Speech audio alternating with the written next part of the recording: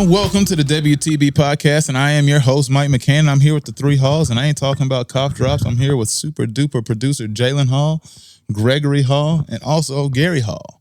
And today's episode has been brought to you by Webb's Barbershop, located out at Lebanon, Tennessee. QR code is on the screen as well.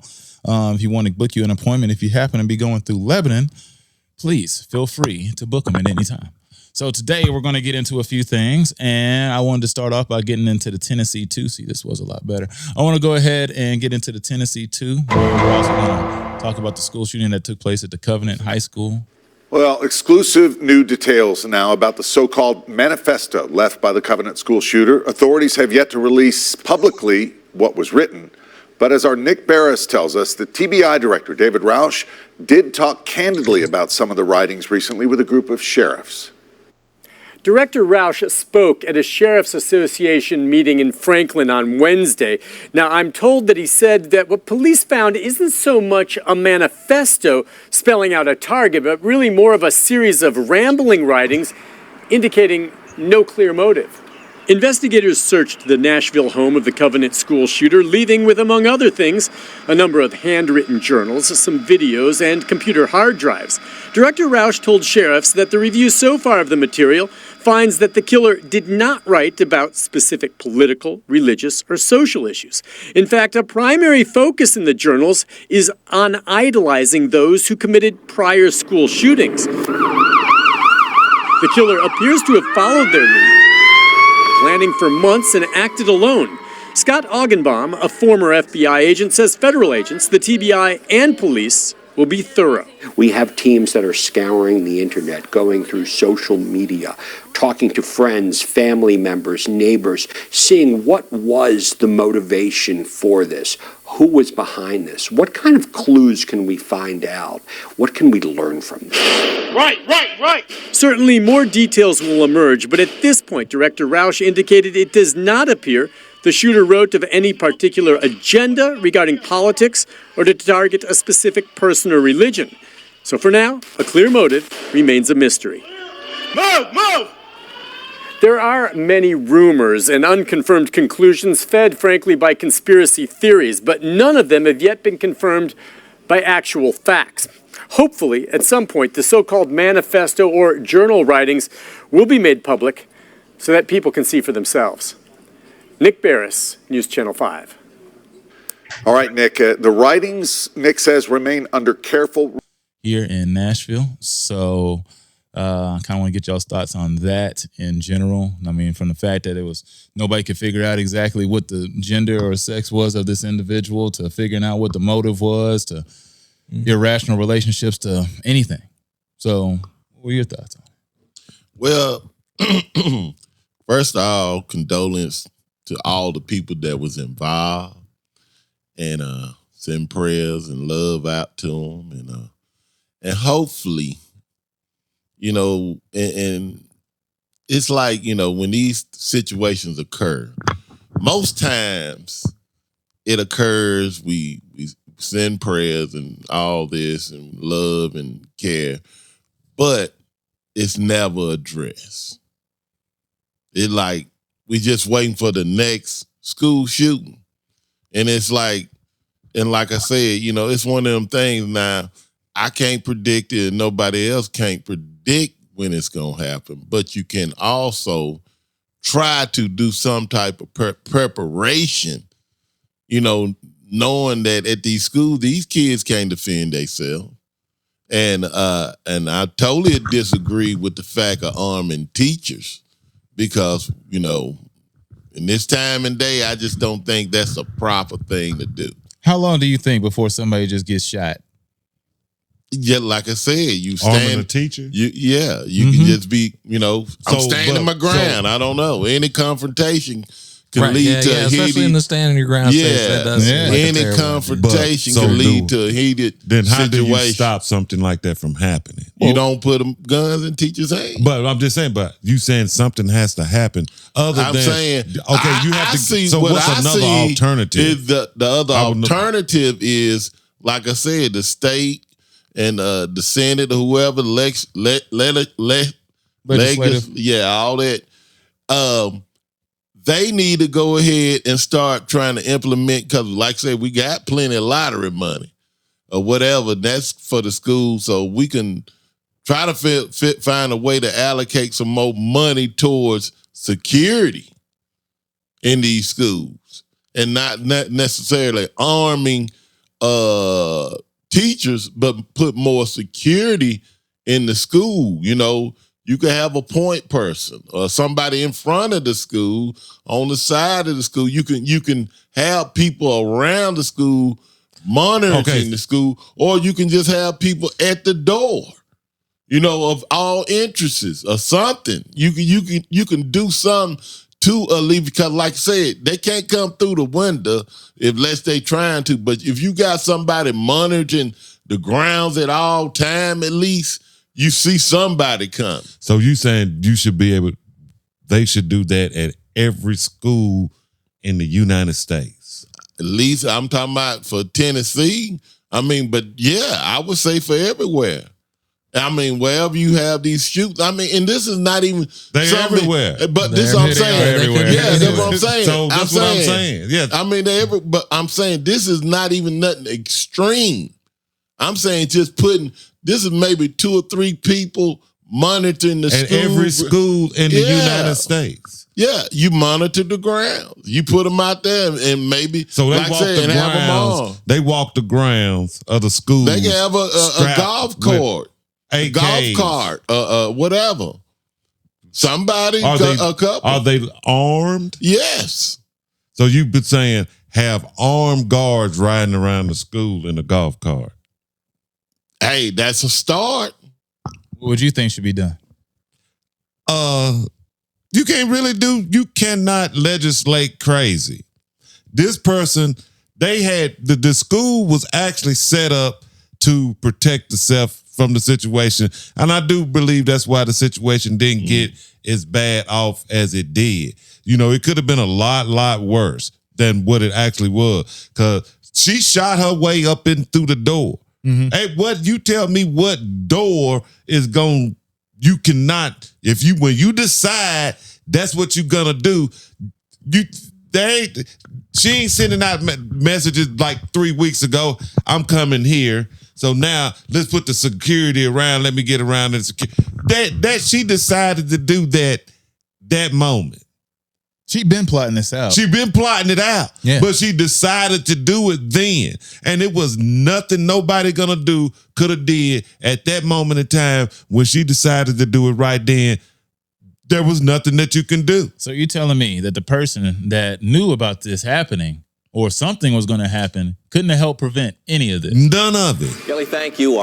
We hear from one of the suspects' former basketball teammates who tell us that she received a message from Audrey Hale just before this tragedy. That friend, in turn, called police. Fox 17 News' Amanda Chan looking into the response from the non-emergency number to see if that response could have been handled more quickly. Scott, this former teammate tells me the messages she received from the suspect just moments before the shooting. Now she's trying to process everything, especially getting the help that she tried to get. Avriana Patton says she received a message from Audrey Hale, the 28-year-old suspect, Monday morning, a little after 10. These are the messages Patton received. The suspect saying, "I'm planning to die today. This is not a joke. You'll probably hear about me on the news after I die. I don't want to live. I've left more than enough evidence behind." Patton immediately sent a screenshot to her dad. Her dad told her to call the suicide prevention hotline based on the messages Hale sent. But Patton says the hotline told her to call deputies since staff can only help if the person calling is suicidal. The Davidson County Sheriff's Department told Patton to call the non-emergency number.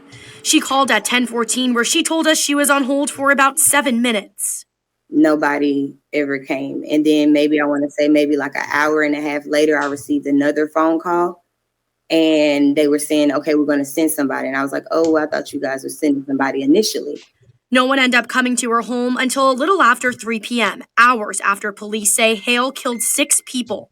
I just couldn't believe it. Like, and then the fact to know that I did, I tried to reach out, not even knowing that it was her. I didn't. I don't know. I reached out to the National Suicide Prevention Hotline to ask about typical protocol if someone is calling on behalf of another person. I am waiting on a response. But on the website, you can see what to do if a friend or loved one needs help. Saying never keep it a secret if a friend tells you about a plan to hurt themselves. Call 988 so that you can find out what resources are available in your area.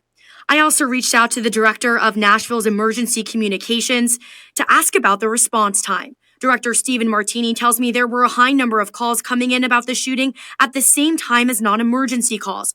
A spokesperson for Metro Police says by the time Patton called, officers were already at the Covenant School. It's important to note this former teammate only knew Patton as a kid. They did not know each other as adults. Reporting live from Nashville, I'm Amanda Chin, Fox 17 News, your Code Red station. It's still because she sent the message on the way. No, how about if she didn't wait maybe about an hour or two before she addressed it? Because you got to figure like, no, what the? Well, I mean, Mike, come on now, that's man. what I'm Like, saying. Emergency. There's no way that you're gonna.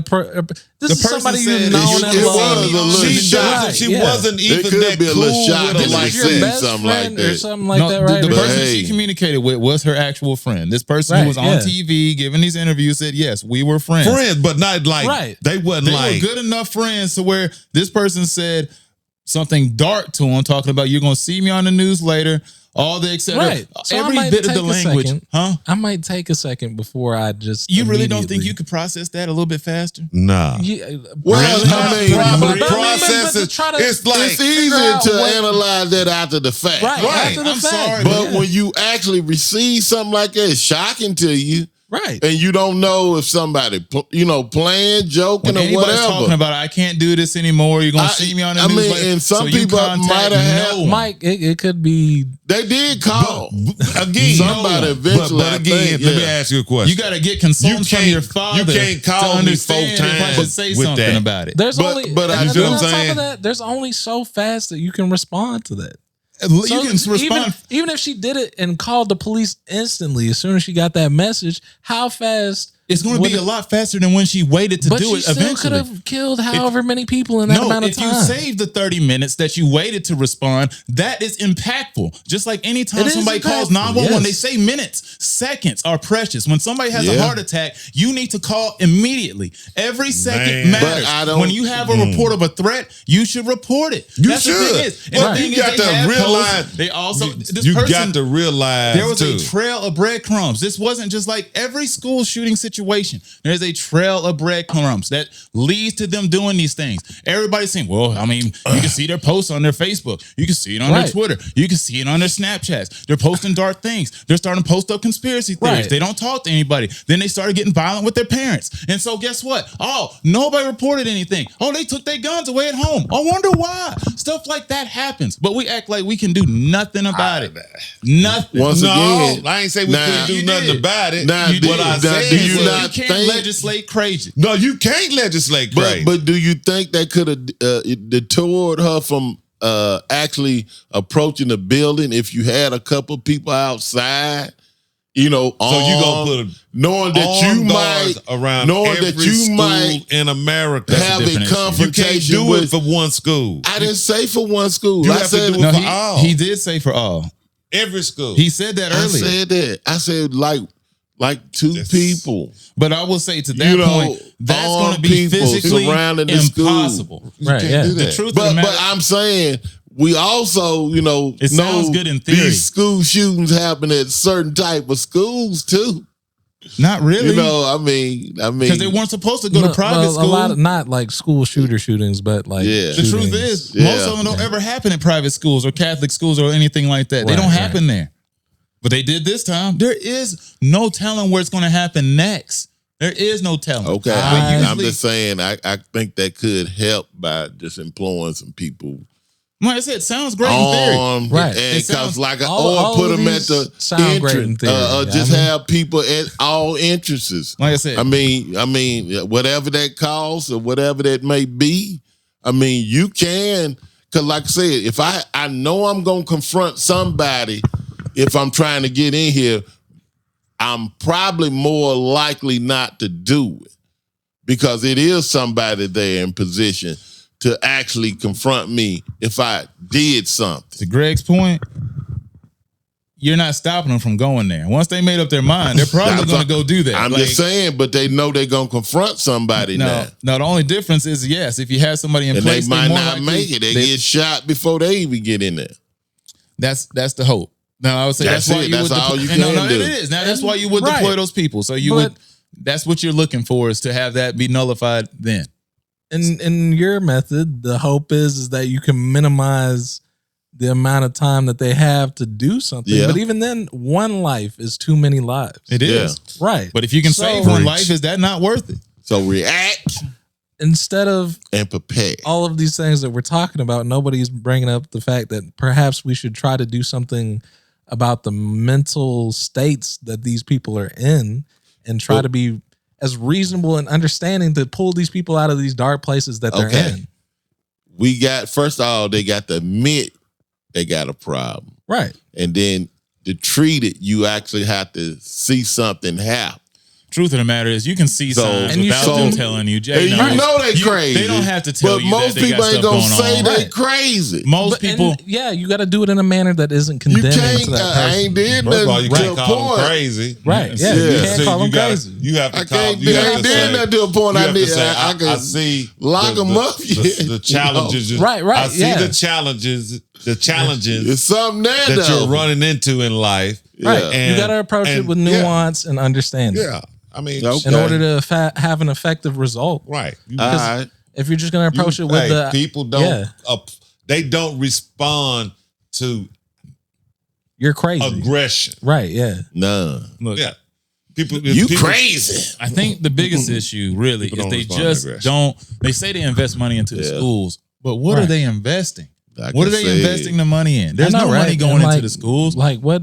How much is a textbook? A new printer. How much is a textbook for real? Like, there's nothing being invested into the schools, whether it's security, whether it's education, books, facilities, etc. They don't care.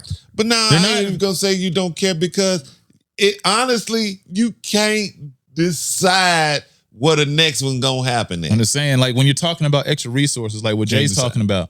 He's talking about extra resources. Well, we need to identify these issues, right? They got psychological, mental demons and stuff taking place. You can see the signs. Usually you got a guidance counselor. Do something about that. Sadly, there's usually only one at the school. Yeah, one guidance counselor. Yeah. That's not enough people. And the thing I thought they were starting to put counselors in you have to have schools. more than just Mr. Mackey. Right. You know what I'm saying? Like, there's got to be more Most than of just the time, Mr. it's Mackey. not enough. Count. They have about 3 I or thought 4 they was of going to them. start putting social workers. Yeah. Well, see, no, that's the point. That's what it was supposed to do. That's why everybody was protesting. Defund they were supposed to divert the funds to different areas so we can actually handle these things differently. Truth of the matter is, it's sort of like the problem with what you're talking about, security guards and putting them everywhere. There aren't enough people. We don't have enough people to do that job. Because you ain't barely got enough teachers. Exactly. You don't have And enough- the qualifications And for then you want to teachers- strap them down with guns. That's what I'm saying. No, They but was I'm on just the saying. edge they sell. But first of all, right, I would too. I would not want to go not in one of these schools, not because I'm afraid of a school shooter coming in and protrude and doing. I would be more worried about these students doing something on a snap. You see what I'm saying? That would be the concern I would have as a teacher. I wouldn't too much be. We wouldn't like. How much is it to put metal detectors in the school? at the door. Yeah. Like that's what I'm saying. Like, where are they diverting funds? but then do you want to like? It's already bad. Part of going to school is It's too late. making it You're a already comfortable. scared. It's gonna be a nice, And for me to be comfortable prison comfortable, system to be running in. for me to be comfortable, I'm gonna need you to walk through this metal detector. Yes, you will feel a lot better. We when you all realize gonna be nobody has- comfortable up in here. Everybody, Right. With your numbers on your chest, I suppose. uniform. Orange. like you said. Yeah, orange jersey. like you said, strapped armed guards outside riding around in cars. golf carts. Who else would be Everybody safe? should feel comfortable. Got snipers on the roof. But like Yeah. some things are Ball fire fish. but some things are attainable. Like metal detectors, attainable. That could be done. We're not going to be able to arm every school. Can't. No. Right. We're just not gonna have enough security guards, dude. I work downtown. They don't have enough security to work at the hotel, Right. the businesses, Right, the yeah. restaurants, the bars, dude. Everybody's in danger. Like that's the thing, and I because there's agree. not enough security. They have people that have to be security guards at soccer games, intramural Right. sports, literally everything Anywhere. that takes place. And there's Any not event. Well, it's more than 2 people, Right. they need security. Hey, exactly. Yeah. And we- Because somebody gonna disagree. Right. Yeah. And Greg was about to say, like, the qualifications of these people. We haven't even gotten into like the Oh, God. Yeah. the discernment, the awareness, the reaction speed, and all that these people need to possess in order to be able to handle these types of situations. And who are we going to employ as the people to do this? Are we employing Uncle old Joe? war veterans? Are we He employing retired. ex-police officers, ex-military, and all that? Yeah, There's that- and that's what I'm saying. But and it that's a goes good to idea. that level. Yeah, yeah. And I mean, But- if you're But do taking it you serious, want- if you're taking it Yeah. serious, you're right on the money. Right. And then that's what that's when the government should step in. If they really had any interest in doing anything, they would think of something like that. Yeah, because I was thinking, Because you got all kinds of retired officers and all that. This could be an extra benefit job for them or whatever, but you could create something. I'm like, you might know? not have enough, but you will have more than what you had before. Yeah, So you my gotta thing is start. like, what you could do is, like take your lowest levels of, I guess the military to an extent. Not the, Yeah. they're all important. Thank you for your service. But say if you take like the National Guard, take a lot of people there's a lot of people in the National Guard, and a lot of them could use basic jobs. But the thing is, guess what? You get a security guard, how much they want to pay him? $15. They gotta up that 15, money. They can't make any money. You can't You gotta live off up of that this. money and Especially- make. I have to possess a it's a gun. serious job Right. now. I know. It's not. But it's you just serious. watching out for Hey, something. it's always It's- serious. I'm saying, well, It you know. is. No, it just it Yeah, always it it- technically is. That's why they're there, because anything could technically happen. Yeah, but if they ain't gave him no equipment either. I got a flashlight and They give them a and a flashlight. 'Cause flashlight. If you give them a gun, you got to pay them double. See, that's what I'm saying. And this is and a you got gun to require job. some insurance. This is But a gun what job. it is honestly, it's like you say, certain security, they do not pay you enough to get in the way. They just pay you enough to acknowledge the It's situation. They'll pay you Yeah. enough to remove the person. And see, that's gotta Acknowledge it. come I'm not up. gonna even touch it. Well, Right. If you well, don't, I'm calling the cops. There's only certain locations that they're I'm actually. dating. Because most I'm Ice Cube. because Not most security guards they won't can't ask. touch you. Yeah, They ain't just not can't. supposed- The only yeah. thing they can end up do is they can subdue somebody, calm them down, and then you can call. Blow the whistle. You can you can call 911. Blow the whistle. Exactly. So that's basically what they do. But That's what they pay you for. That's So like you okay. got bouncers, right? A lot of them do have the same rules as like bouncers. Somebody's getting calling completely the unruly. police. You can You apprehend that you person, can subdue that them. person. Yeah, but you can't, dang. go knock them out. I mean, Right. do something like that. But Hey, chill out. Oh, you are routed. yeah. 911. But either way, so all these issues really, because it's Yeah. leading me into what I was going to talk about with like Justin Pearson, Justin Jones, and Deborah Yeah. Johnson, all of them with the ruling. Because really, this is all they're talking about. That's what everybody's upset about. That's why everybody's outside of town hall tripping, not tripping, but because it's for good reason. Yeah. But that's why they're out there. They're protesting because they want something done. And they Something know most of these implemented. people really just want to go in there and have a little town hall, little, country club meeting and go home. They go in there, they eat their snacks on the side, and they just listen to people talk and waste time, and then they leave. They want it to stay the same. And you see who's in there. It's a lot of the same people. And they all think same way. So you got somebody who bucked up.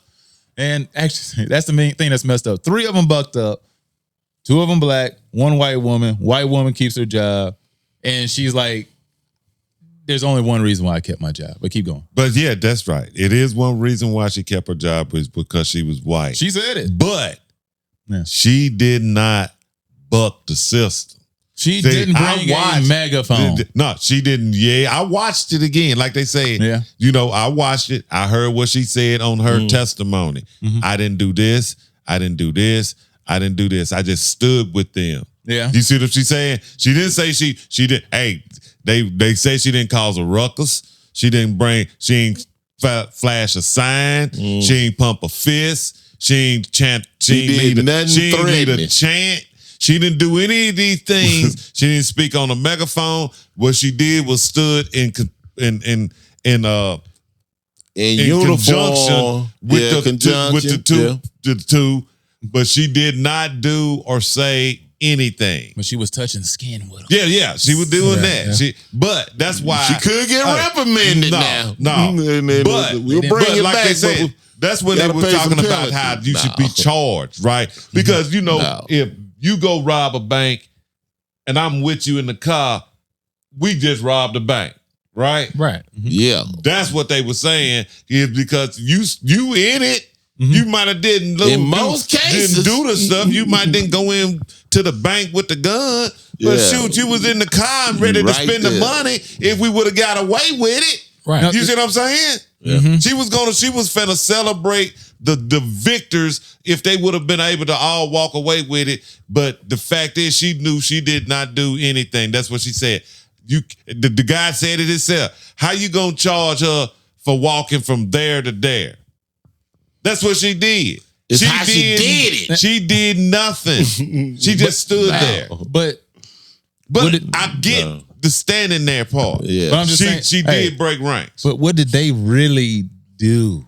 Nothing. They just interrupted some stuff. They and were they hurt some people. They hurt some people's feelings. No, they hurt somebody's feelings. And Charlie. They hurt According somebody's to feelings. the bylaws, I guess they hurt say somebody. they went by. No, they hurt somebody's This feelings. went Somebody's outside feelings the got hurt. guidelines of what they practice. Right, yeah. Is what, So by them overstepping them guidelines led to this dismissal. right. So but being said and done, once re-election comes, they will be back in place because they represented themselves very well and spoke up for themselves very well. But at the end of the day, we are holding on to old legislation. And it did show some signs of things.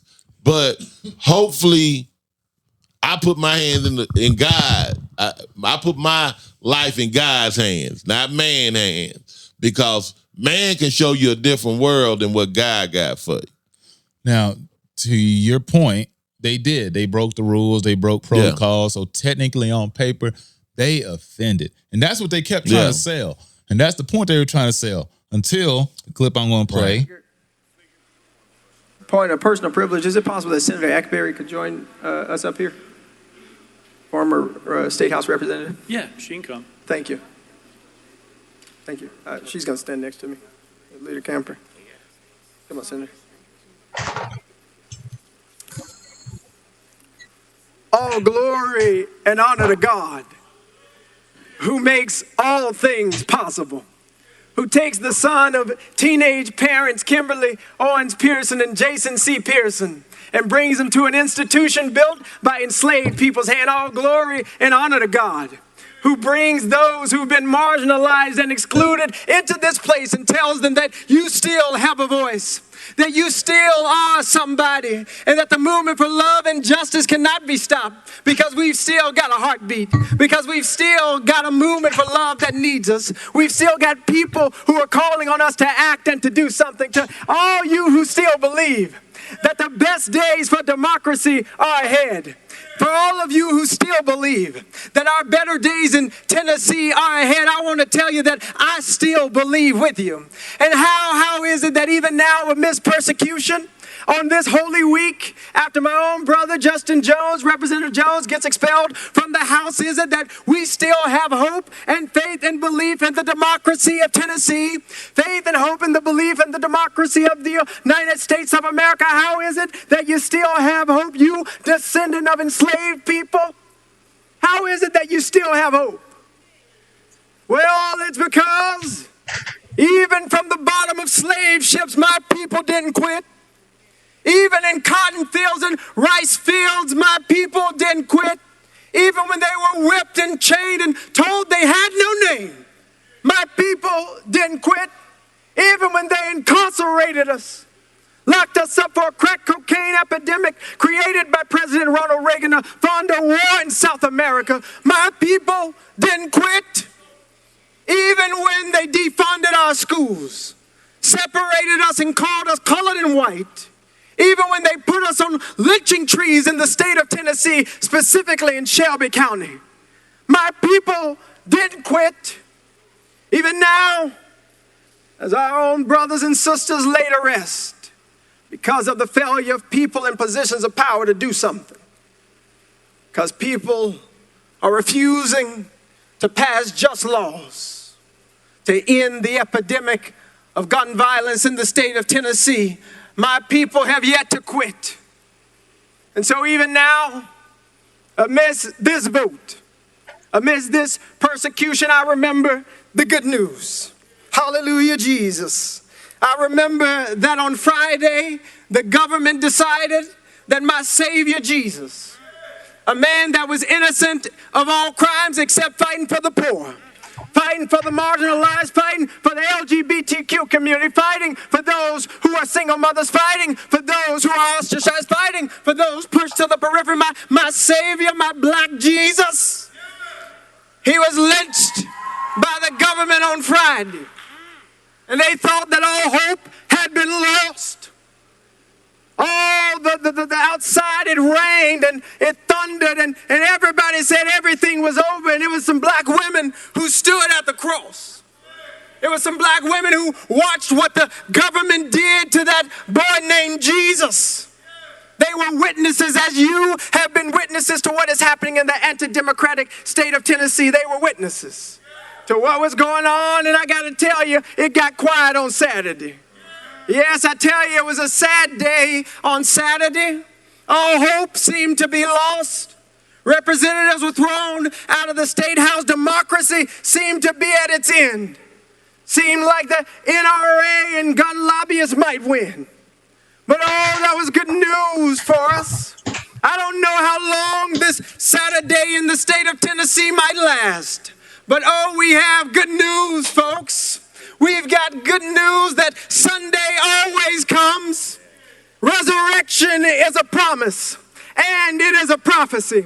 It's a prophecy that came out of the cotton fields. It's a prophecy that came out of the lynching tree. It's a prophecy that still lives in each and every one of us in order to make the state of Tennessee the place that it ought to be. And so I've still got hope because I know we are still here and we will never quit.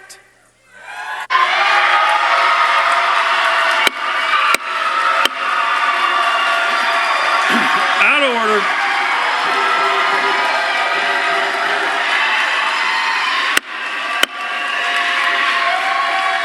Out of order.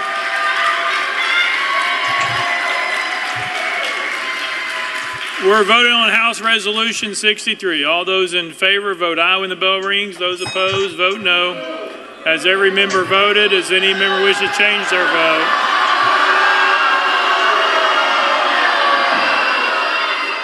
So, to the point that Greg was making, Okay. they did get butthurt. Right. As henceforth, like I said, after the video, it was the tone of which dude spoke to him. Right. Yeah. So, thus, you could tell somebody was really just in their feelings about the situation. So, technically, on paper, they got him. They did something that they said was a violation of rules, which has never happened and never seemed to be a big deal. They've never dismissed anybody until now. And then when you heard them actually speak to him, right? Like if you watch the video, you feel different.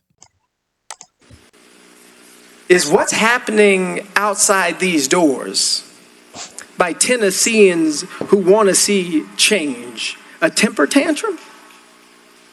Is Sarah, whose son Noah was at the Covenant School. He survived. He's 5 years old. And she showed up here demanding that we do something about gun violence. Is that a temper tantrum? Is elevating our voices for justice or change a temper tantrum? But there's something in the decorum of this body that makes it okay to say that folks who are exercising their First Amendment rights to speak up for the hundreds of thousands of people collectively that we represent. There's something in the decorum of this body that says it's okay to call that a temper tantrum, to call people we disagree with on the issues, to say that all they want is attention. But I'll tell you what, I don't personally want attention. What I want is attention on the issue of gun violence. But instead, we're here with the resolution you put up talking about expelling me for advocating for ending gun violence in the state of Tennessee.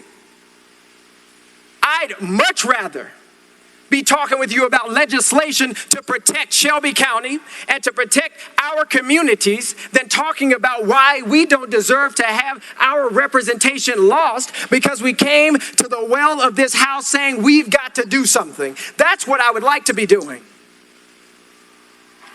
And so you brought attention or tried to bring attention to me, but I want to turn the attention to the people. The people who will never be able to throw a temper tantrum for gun violence.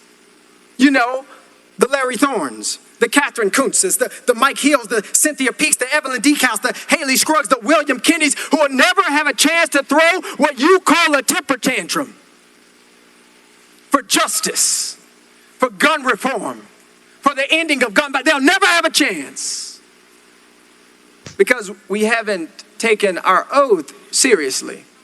Because we don't take people who we disagree with seriously. We tell them, you just are throwing a temper tantrum. Because you hear it. And then he said it. Yeah. He said it right after. You heard that. And then the guy after him heard spoke it. better. Mhm.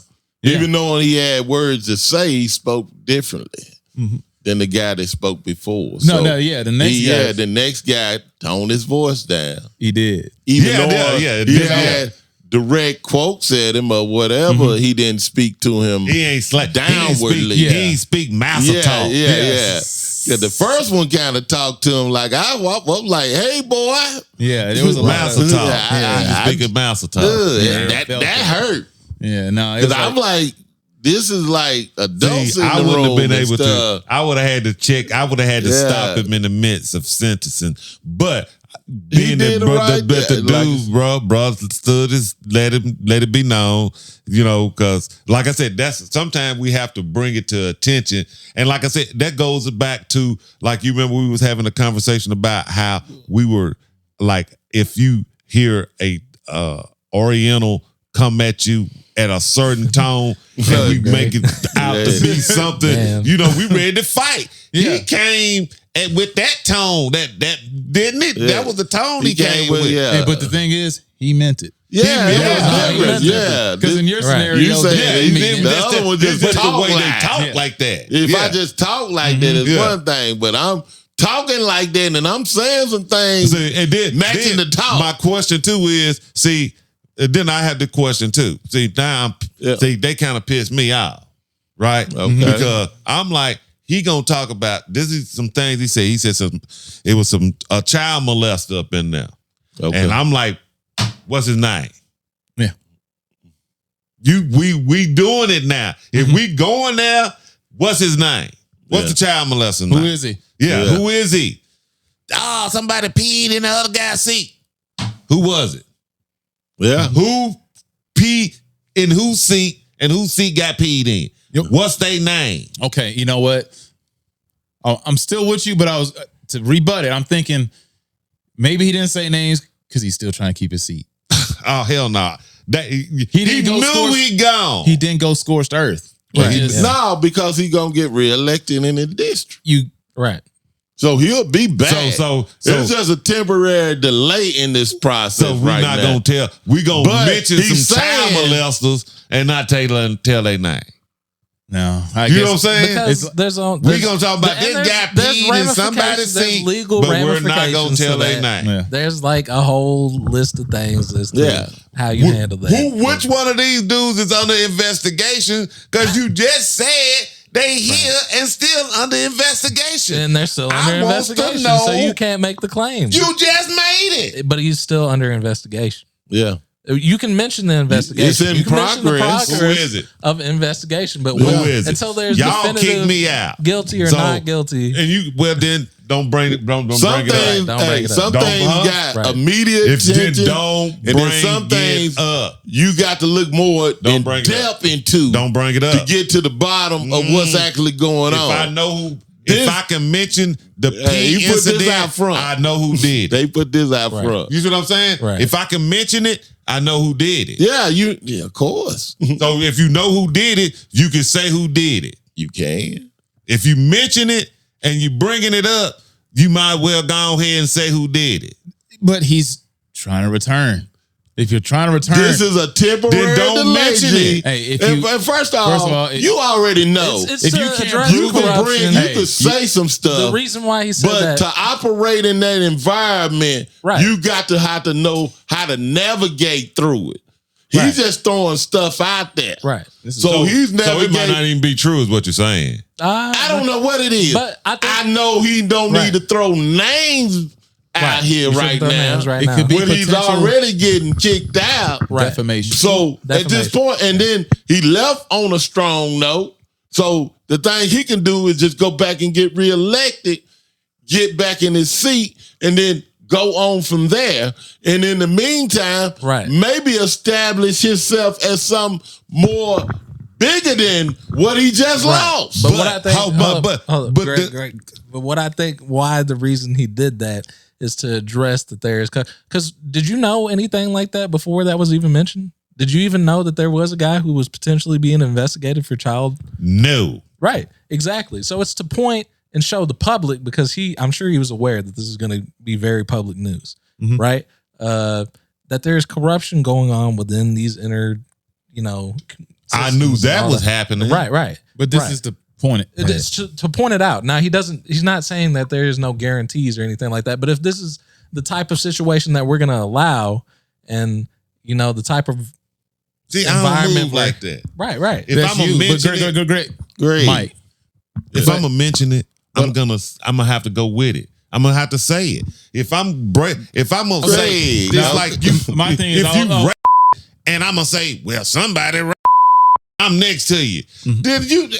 Come on, I might as well say, hey, he the one graping. Right. He the one doing. How many more Yeah, times so- do you want me to edit this out? No, but I'm just saying. But if I'm just saying, if I'm saying that you child molesting, okay. Yeah. I'm gonna say he child molested. He won. Well, I'm not hey, gonna we be were literally just watching videos of dudes chasing people who they had caught. Right. Yeah. So I mean, for the There's comments still- that he there's made. still- there's still no definitive It's by law proof until it's been resolved. Then why would I even mention some stuff Right, like right. that? You see what I'm saying? Yeah. Now, because To- now to that's address on the me. fact, to show the No, public that there's corruption. My thing is this. Because people gonna be asking Right, that it's to- question. it's to That rouse question, the people. you can't just Right. overlook No. the fact that you Greg, said that. I'm with you. cross that bridge when it get there. but see, my Right. thing is, It's I'm with there. But my thing is this: we also ain't in Crossable. office, and we have no position. No. That's also probably why we probably won't get a position. Right. Yeah. Because once you blow up the whole operation and all that, It's way there's dirty. there's a level of cordiality It's even dirty. to the dirt that people That's do. why it's ridiculous. But there Right. are ways you move Right. to basically stay alive in the game. Right. If Yeah. you want to be a politician, you got to politic. Yeah. Yeah. And so if you go And out, I ain't no politician. so No, if you go full there you scorched go. earth, Yeah, that's You know. why I got invited to be I knew they gonna dig and find, and I can't. It's a lot of stuff I ain't got answers for, and I'll be one of them too, making them wrong answers, and then they gonna go dig into something else and find out something else that I can't answer. That wasn't me again. Yeah. are you gonna be Herschel?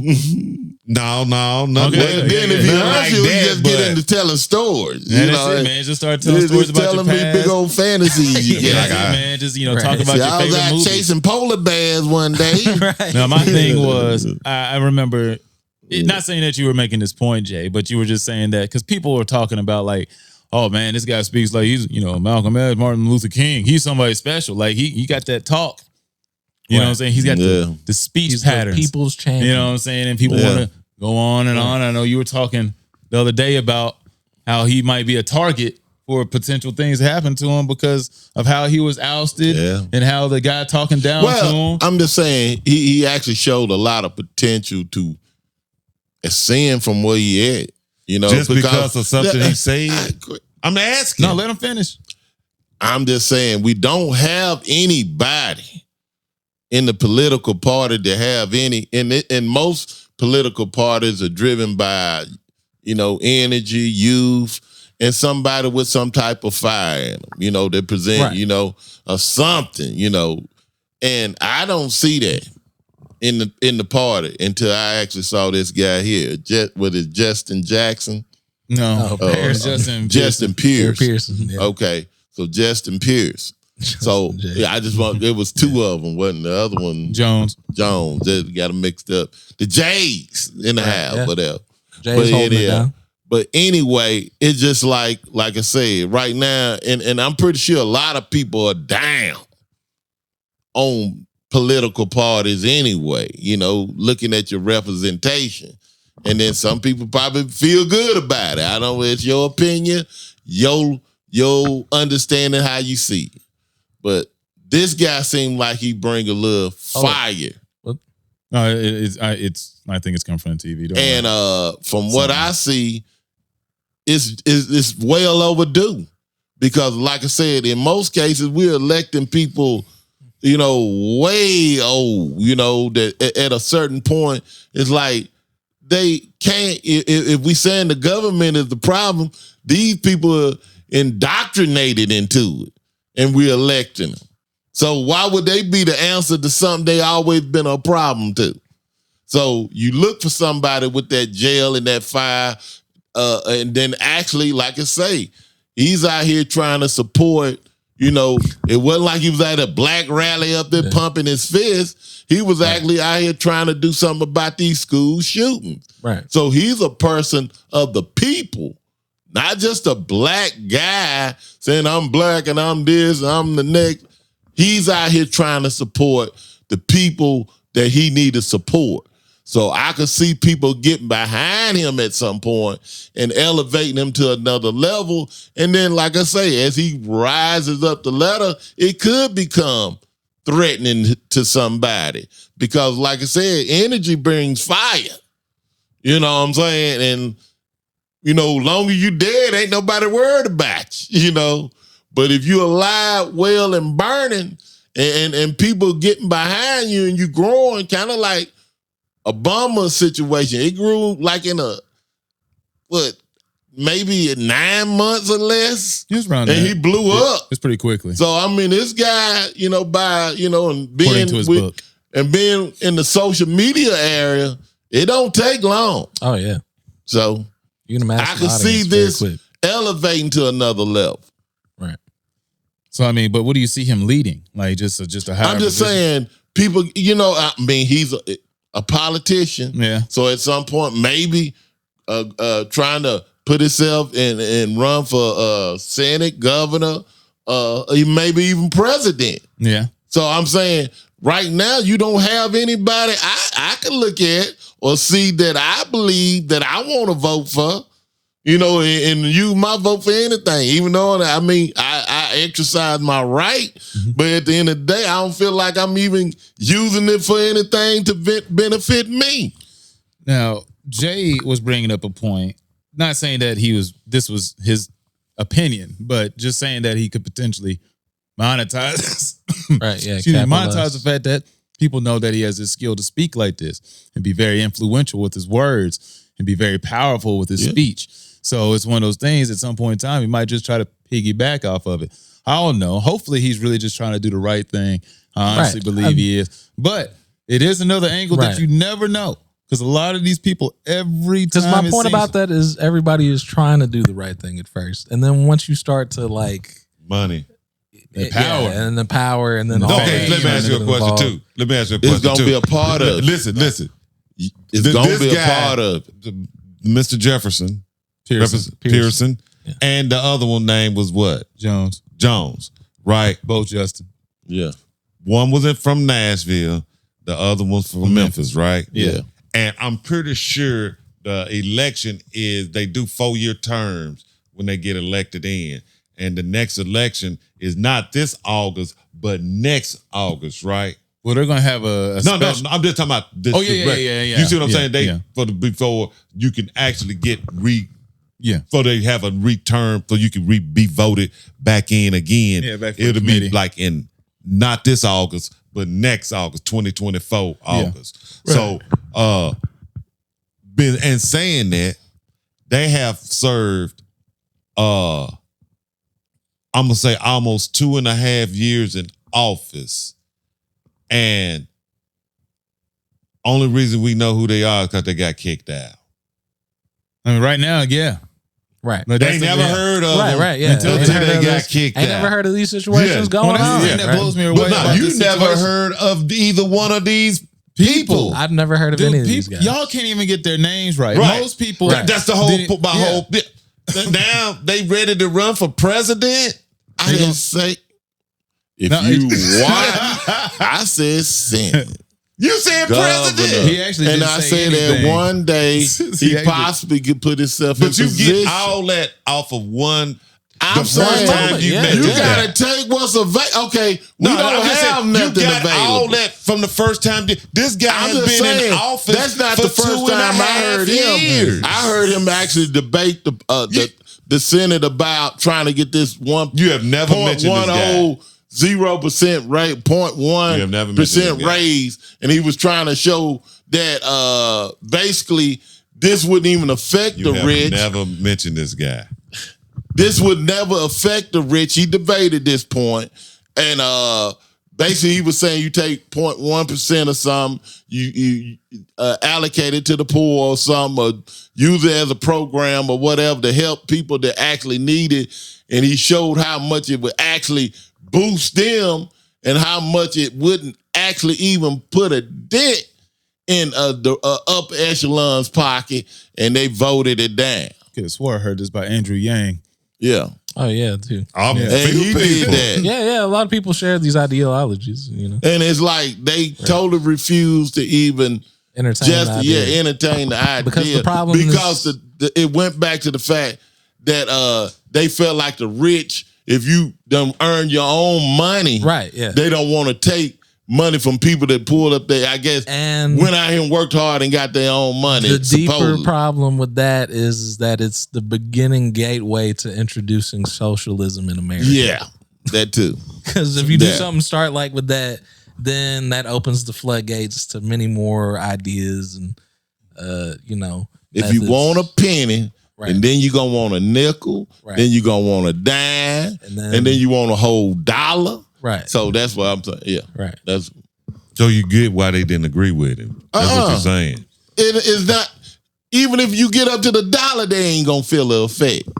The whole point is that's greed. Now you could say it's socialism at the end of the day, but like I say, at some point, even if you and then if they At what point- supposedly at what point are believe you in God unobligated and the to give Bible they money? gave Right, us, yeah, that's- then at that point, That's the question. At what point are you obligated to give? Not give no more money. you're not obligated to give any. So then what you talking about then? Because they can Why vote should- it down. I'm just saying, but if you have a heart and you believe in God and go by That the ain't got nothing to principles do of with it. the That ain't got Lord, nothing to do I'm with saying it. if that's That how ain't got nothing to do with it. because you see people down here suffering How much and you struggling. give?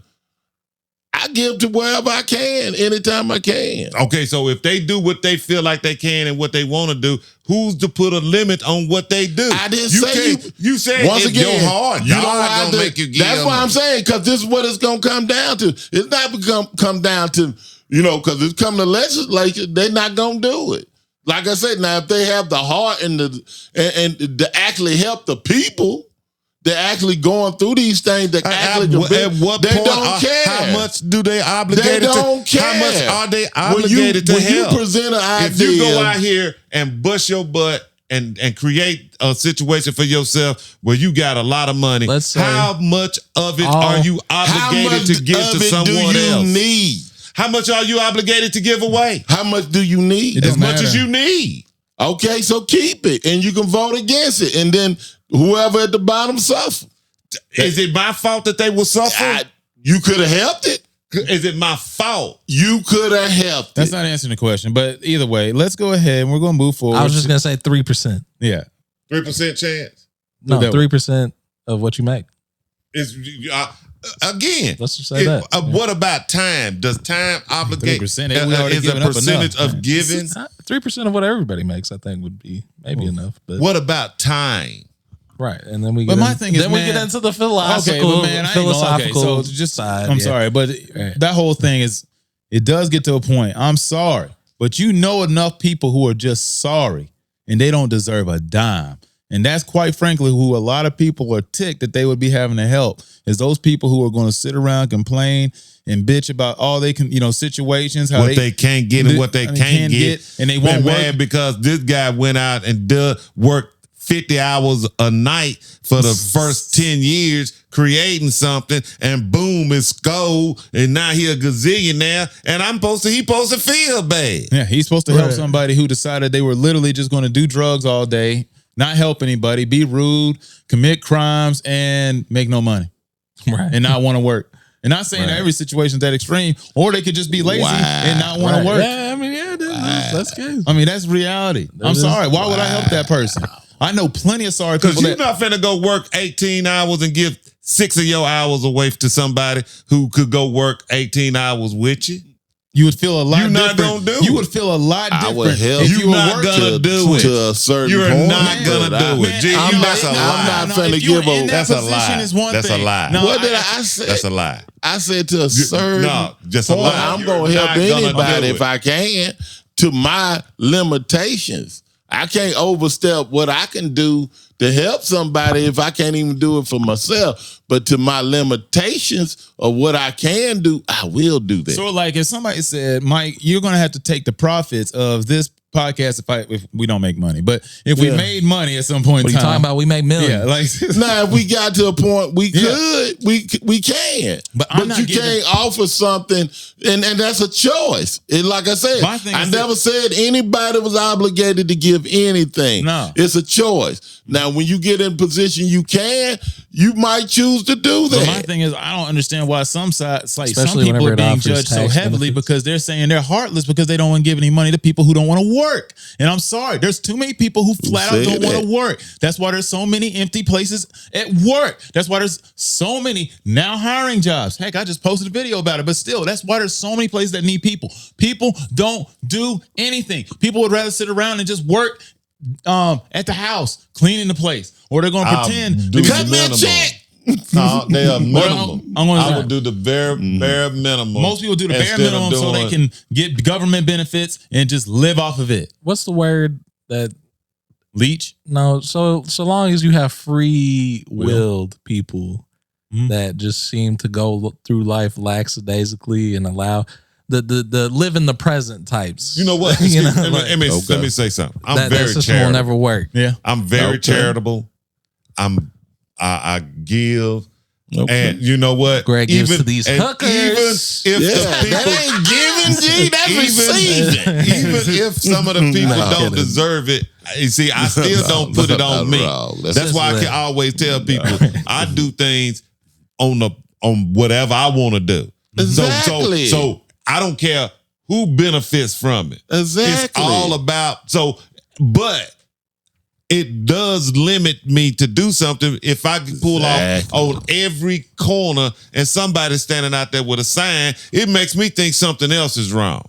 You see what I'm Okay. saying? And my $2 is not gonna help them no more than it's gonna keep me from doing whatever it is I need to do for that day.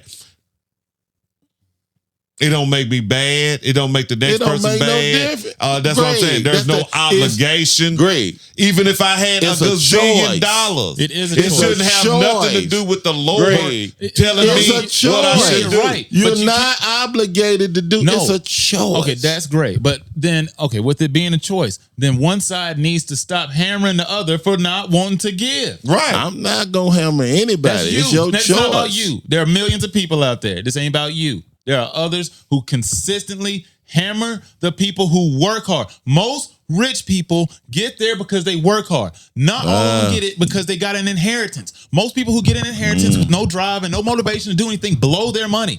People who keep money and keep growing money work their butts off. That's all they do is work. I make nothing on this podcast, but all I do, I work 50 plus hours a week, and then I come here and I work another 30-something hours a You week. got to be working willing on to this for free. sacrifice for something. Right. And if you willing to sacrifice your times and effort, and if you receive your reward from it, that's your reward. That's it.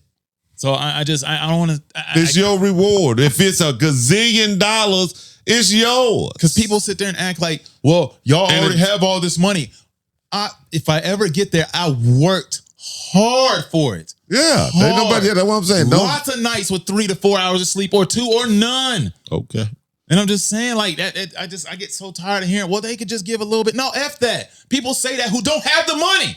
That's who says that. People who don't have the money are the ones who say that. Okay. They do say that. You give. No, if I had it, I would give. That's what they say. If I had $50, I'd give 20. Okay. I'm pretty sure you got 50. Yeah. Go get 20 when you need 40. I'll give and put it on the man. A little bit of the things that I want to see come to fruition or that I want to help. But outside of that, I keep flipping this. I ain't giving any more of that away than what I'm not going to have that legislated. Right. But either way. But don't get me wrong. I'm very charitable. Okay. Y'all do. Y'all give to the. I give all the time. I do stuff. Y'all literally all the time. Yeah. Arguably be the most charitable because he's giving his time, not just his money, his hours, minutes. That's what I'm saying. Time, effort, and a lot of things go to a lot of that. Right. That's good.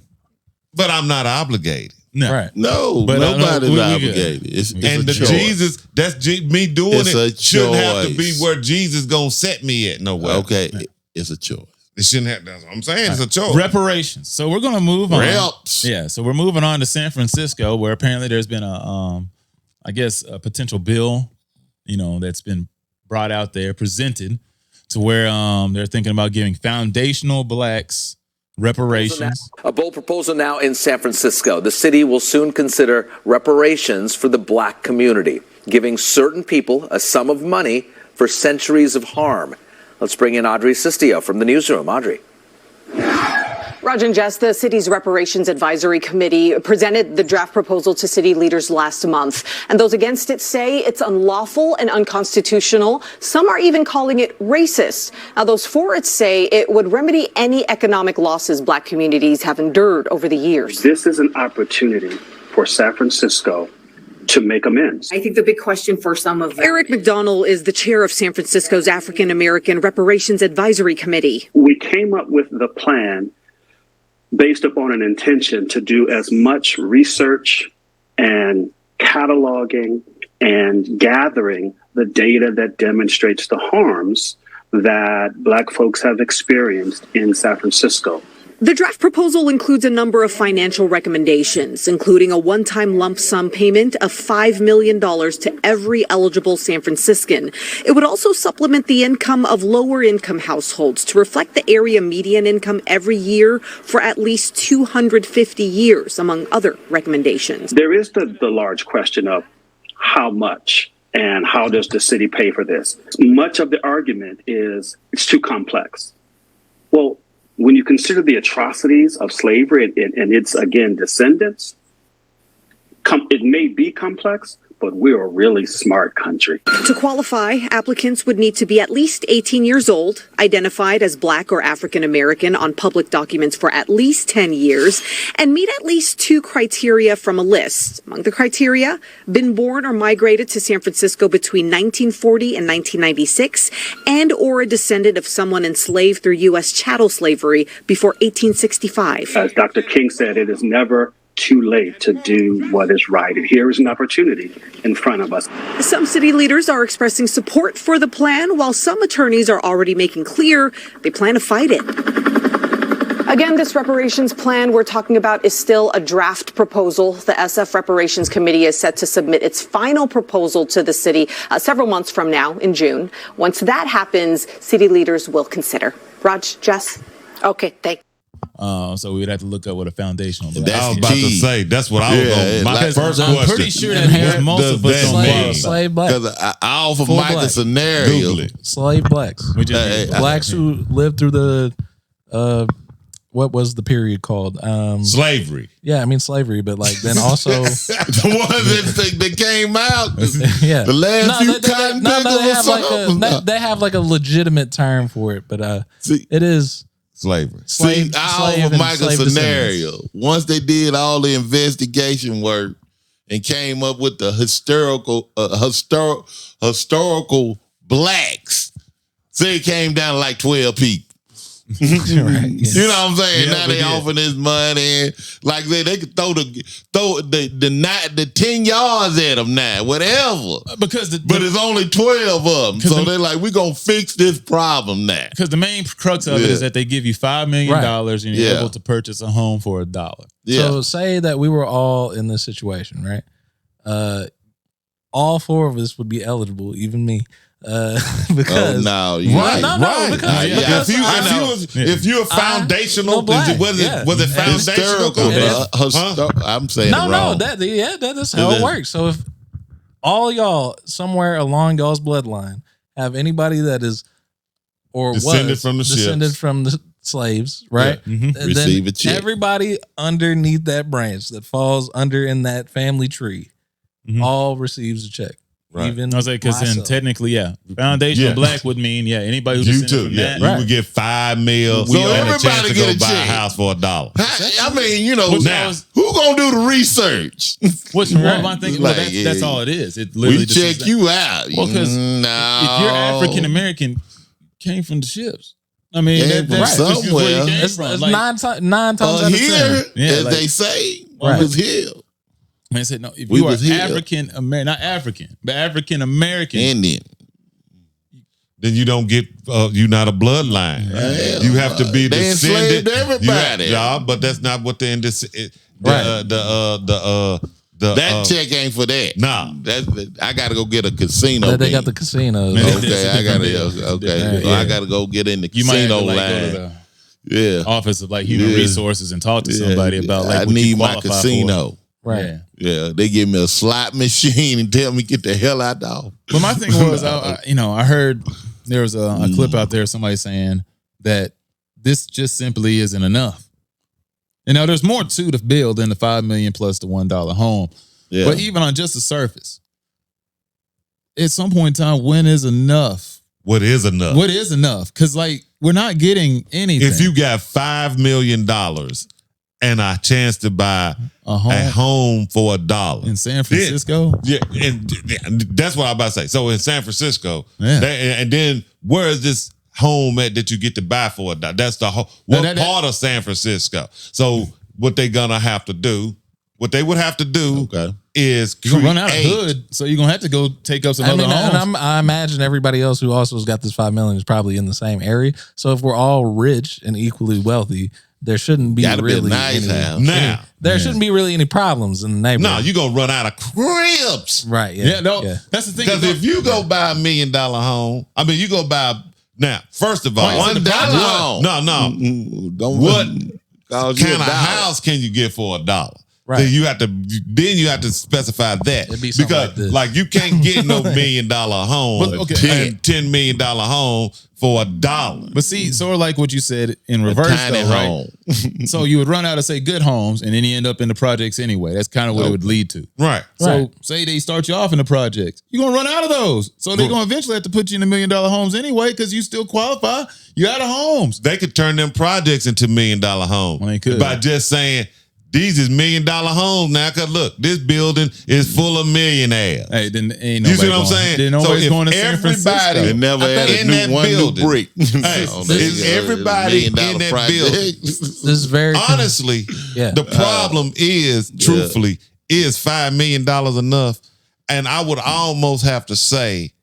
No. Exactly. It's not. And like I said, we talking about making up for over 400 and something years plus years of back slavery. No, I'm just talking about. I'm just saying, $5 million really ain't that much. But that's what I'm agreeing with you. So I'm saying financially, you talking about for 400 something years. So at this point, you take all that time and you. What you need. Take it. And this is what I added too. I said, $5 million sound good. $1 house sound good. But what I thought for my part, if you want to make this right, is tax free for at least 400. Along with that too. Yeah, tax free.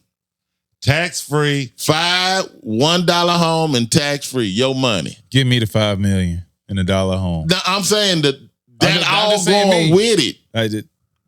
I mean, yeah, if you get it wooded. That's what I'm saying, because $5 million and $1 home is sound. I mean, if that's all you can get and it's on the table and they passed it, you got to debate, hey, we got to take what we can get on the table. But at the end of the day, that's not comparable let me ask to you a what question. you actually fighting for. Now, you fighting for basically a reparation check for the time that you was enslaved. So if you go back and put all that time, now what's not us, Right. because you can't pay the people that work. So that's why you giving to the historical people and figures, or however they stating it, this money going to them. So let me ask you a question. So my whole point is, listen to this. You take that situation, and like I said, listen to this. What's wrong with giving tax free to minorities at this point? Listen to this.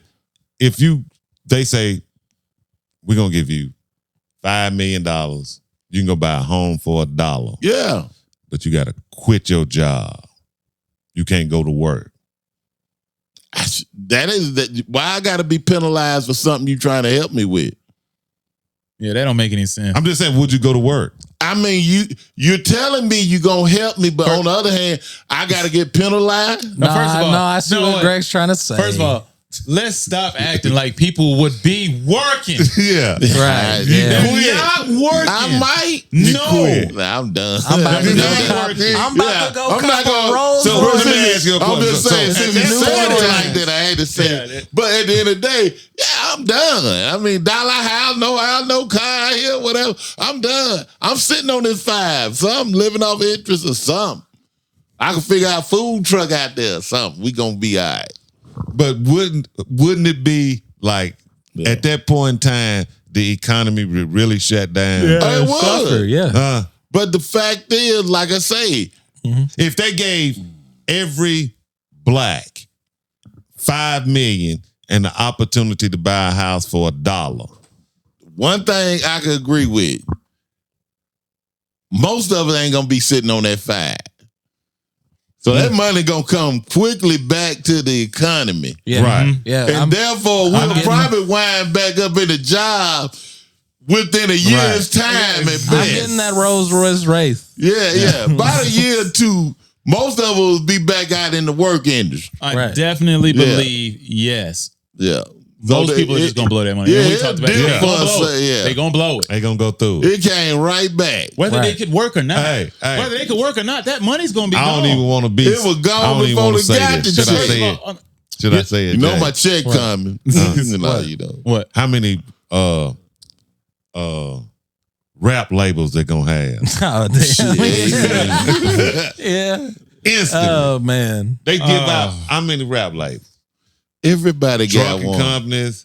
Everybody Trucking companies. nobody. Barbershop. Beauticians. And listen, all of it. It's gonna be all out everybody there. say, Everybody you know, gonna you need to fail. spend Food drugs. Hey, see what I'm saying? So how and nobody can go get nobody to work for them because everybody got their own business. That's right. Right. They can't generate. That's why I said within a year time. You know what they're gonna be Everybody putting be outside back of their in it. business?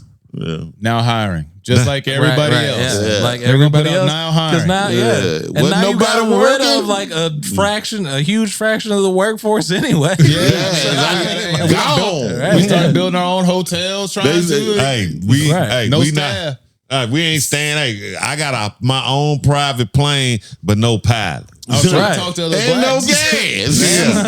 Man, I was trying to talk to everybody else around the neighborhood, but they all said they starting their own business. So Yeah. I mean, I couldn't hire nobody. It just Couldn't get nobody because he Trying to got his own plane, Right. and he ain't got nobody to fly. Hey, now I'm trying to outservice my jobs to China and Japan and India. India, Yeah, I got especially 5 India, Indians finna move here Pakistan, next I week. mean, Ready to go to work. Right. Hey, gonna take your plane. we're going to need to really get on the phones real quickly with that one. My conspiracy as to why they're doing this is to go back to they are trying to get all of these minorities into the projects to then do what you said a second ago, gentrify and raise the value to get out all of the less desirable minorities. Yeah. Right? I think that's the idea. Okay. This is a very uncomfortable. This is a very uncomfortable topic. Yeah. But we know we have those, just like every community has them. You have the ones that just make it worse. We're giving all of them money too. They get some too. Right. Exactly. How bad is it potentially gonna get? You're gonna give Spinner Man $5 million. $5 million. We're talking about chopping up bricks and busting down hoes. Hey man, everybody finna come up on the game. And he gonna have way They gonna more come kids. up in the game. Hey, they gonna be sitting on bricks. And they're gonna have 10 times as many kids in the video this time. Basically, like you said, everybody gonna be their own independent soldier. So right. Once everybody soldiering, and nobody else doing nothing, eventually, like I said, I don't like to talk like this, but if I'm if I'm like, I need to get rid of these folks, right? We don't need to talk like that. Man, let me give them this money because it's a lot of us. Right. We give them this money, they'll do themselves. They'll do themselves in. Yeah. Mm-hmm. That's the plan. I feel like conspiracy. They still gonna run out of project homes though. Right. They still gonna run out. They still gonna have to go. But it weeds out all of the. It does weed out a lot of the. And that do create I'm the man fact. Right. Yeah. Everybody's the man. I'm the man. And I was never the man. And now I'm the man. I'm letting everybody know. Man, you got the same $5 million I got, you know. Right, yeah. You know what I'm saying? And if you didn't have what I had before that, you got less. It's so like them couple G's. but you the they don't man mean now. nothing now. Right. Yeah. Them couple G's that meant something back when we only had a couple $1,000. I don't even see it now. We all make the same amount. Right. So until But somebody's gone. gonna buy a gold-plated Rolls Royce Wraith. Mm-hmm. Yeah. It's gonna be something. Do some crazy stuff. It is. Right. Get busted. Like I said, you just be smart. Hopefully, you got a good family structure. Because good family structure helps. Right. You put $20-something million into a good family structure. But at the same time, what are you gonna? What is your family gonna tell you? We all got $5 million. We all got $5 million. Yeah, I'm over here chilling on my. You know what? No, Jay, to kill that point, we gonna work together. Right. Right. So That's what I'm saying. That's when you get somebody to. We're gonna have our own gated community. Yeah, because like you said, in But a I'm few, still copping. Protected by armed guards. in a few years, it's gonna be anarchy. Right. You see what I'm saying? That's the way and it's if you got saying. money, when the anarchy go down, you'll be able to become one of the rich families, like one of the Rockefellers Rockefellers, or something like that. Yeah. After that, but you got to be willing to take that sacrifice because in 2 years after they get that money, it's gonna be anarchy. Like I said, what we're gonna do, because it's gonna turn into the purge. Yeah. We're gonna have our own gated community with the family. Foundation, And like I build it said, up. and those security Build a bunker. and all Build those a extra bunker. security guards that we were looking for earlier, we're gonna pay them enough money because we'll have it, and we'll have the golf cart, and we're gonna have them continuously go around with the gang. neighborhood, Yeah. and they're gonna constantly be there, and we're gonna be safe. So when people were saying they want to go back to the good old days, Yeah.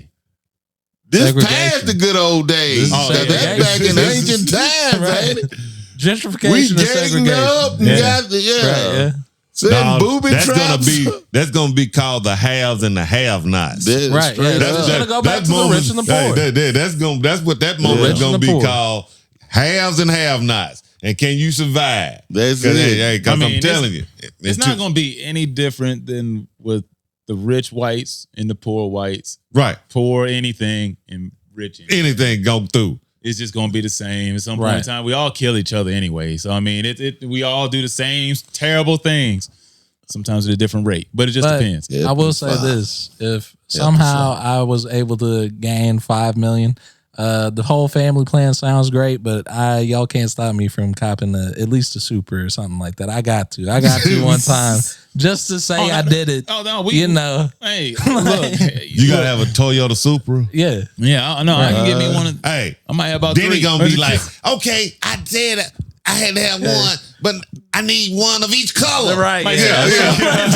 Just one Bugatti. Right, just one Bugatti. One little Bugatti for the creed. Let me spend mine. And see, that's the craziest thing is Right. people get so upset about why would it be such a bad thing to give the blacks money? Give us the money. Yeah. Because quite frankly, like we said, we're going to spend it. Right. Oh, it be Not all easy of us are playing. not all of us are We going to help.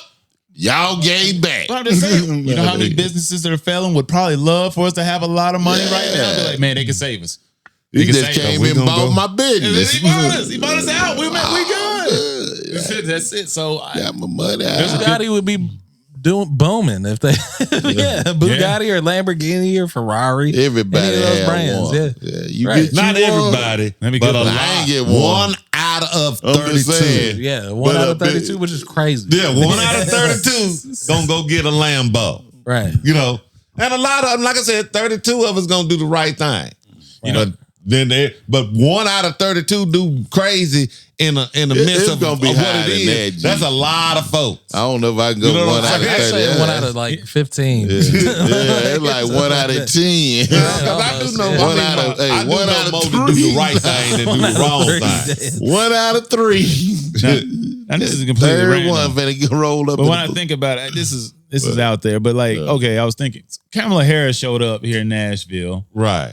Of course. But it's like, man, I get so sick and tired of them sending her out there as the black crony just because they have some representation of color up there in the White House just to show that she still exists. You know what I'm saying? It's I'm like, here. man, she's waving. But, she's they the send one. Kamala out. Well, there's some blacks out there that need some help. You know, come on, Kamala, you can get out there and say I'ma something. dance right? with you. Say You know something what? powerful. Kamala Harris Yeah. is the second most powerful person in the world.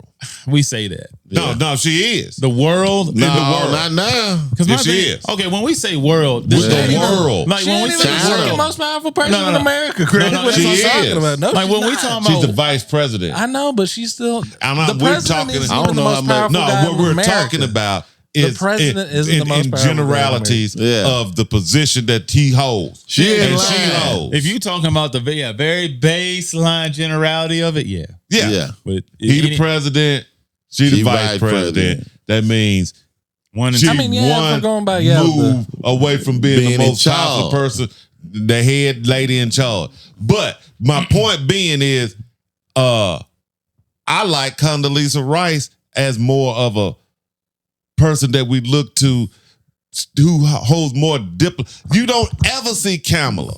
You know what I'm saying? know. And then it's Probably won't. always something. You do now. You know what I'm saying? But did you hear the speech? Not yet. That's what I'm saying. Then it's like, what are you talking about, lady? You know, honestly, What did she talk about?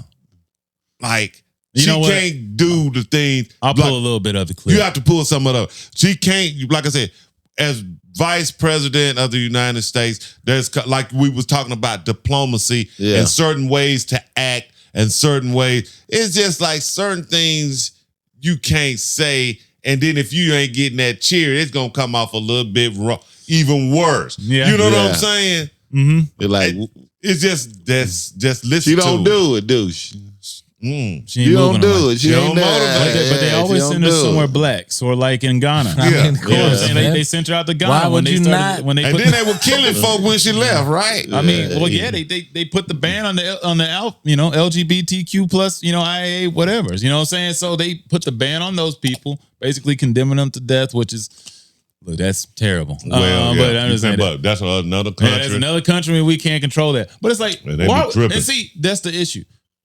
Once again, U.S., we need to focus on things here. Why are we sending her over there to talk to them? For what? That's their own country, making their own rules. Do we have to like it? No, we don't have to like it, but we don't also have to go there. We never have to fly to Ghana. I've never been. We can deploy diplomacy to certain things that They we can try. Yeah, that's what They I'm can saying. talk to them, but I'm like, why are we wasting the time? Why are we wasting Yeah, the time? like we finna change y'all. No, Once you again, ain't. they sent Kamala. So You're not finna change them. Good luck. yeah, I know. But also, I wanted to get into just to throw that out there about them pranksters getting yacked up on YouTube. So, like, I know Greg talked about this like a couple years ago. Okay. Like, actually, it wasn't even that long ago, but just he kept mentioning about how pranksters kept. Yeah, somebody gonna mess one of them up. Yeah. Right. Tonight you'll hear from the 21-year-old YouTuber shot at Dellastown Center in Virginia. Our Matthew Torres spoke exclusively with Tanner Cook a few hours ago from his hospital bed in the ICU. Cook is known for his YouTube prank videos, and evidently he picked the wrong target yesterday. Yeah, 31-year-old Alan Coley is accused of shooting Cook after a fight. Well, despite that, Cook tells our Matthew Torres he has no plans to stop what he calls his passion. I'm fine.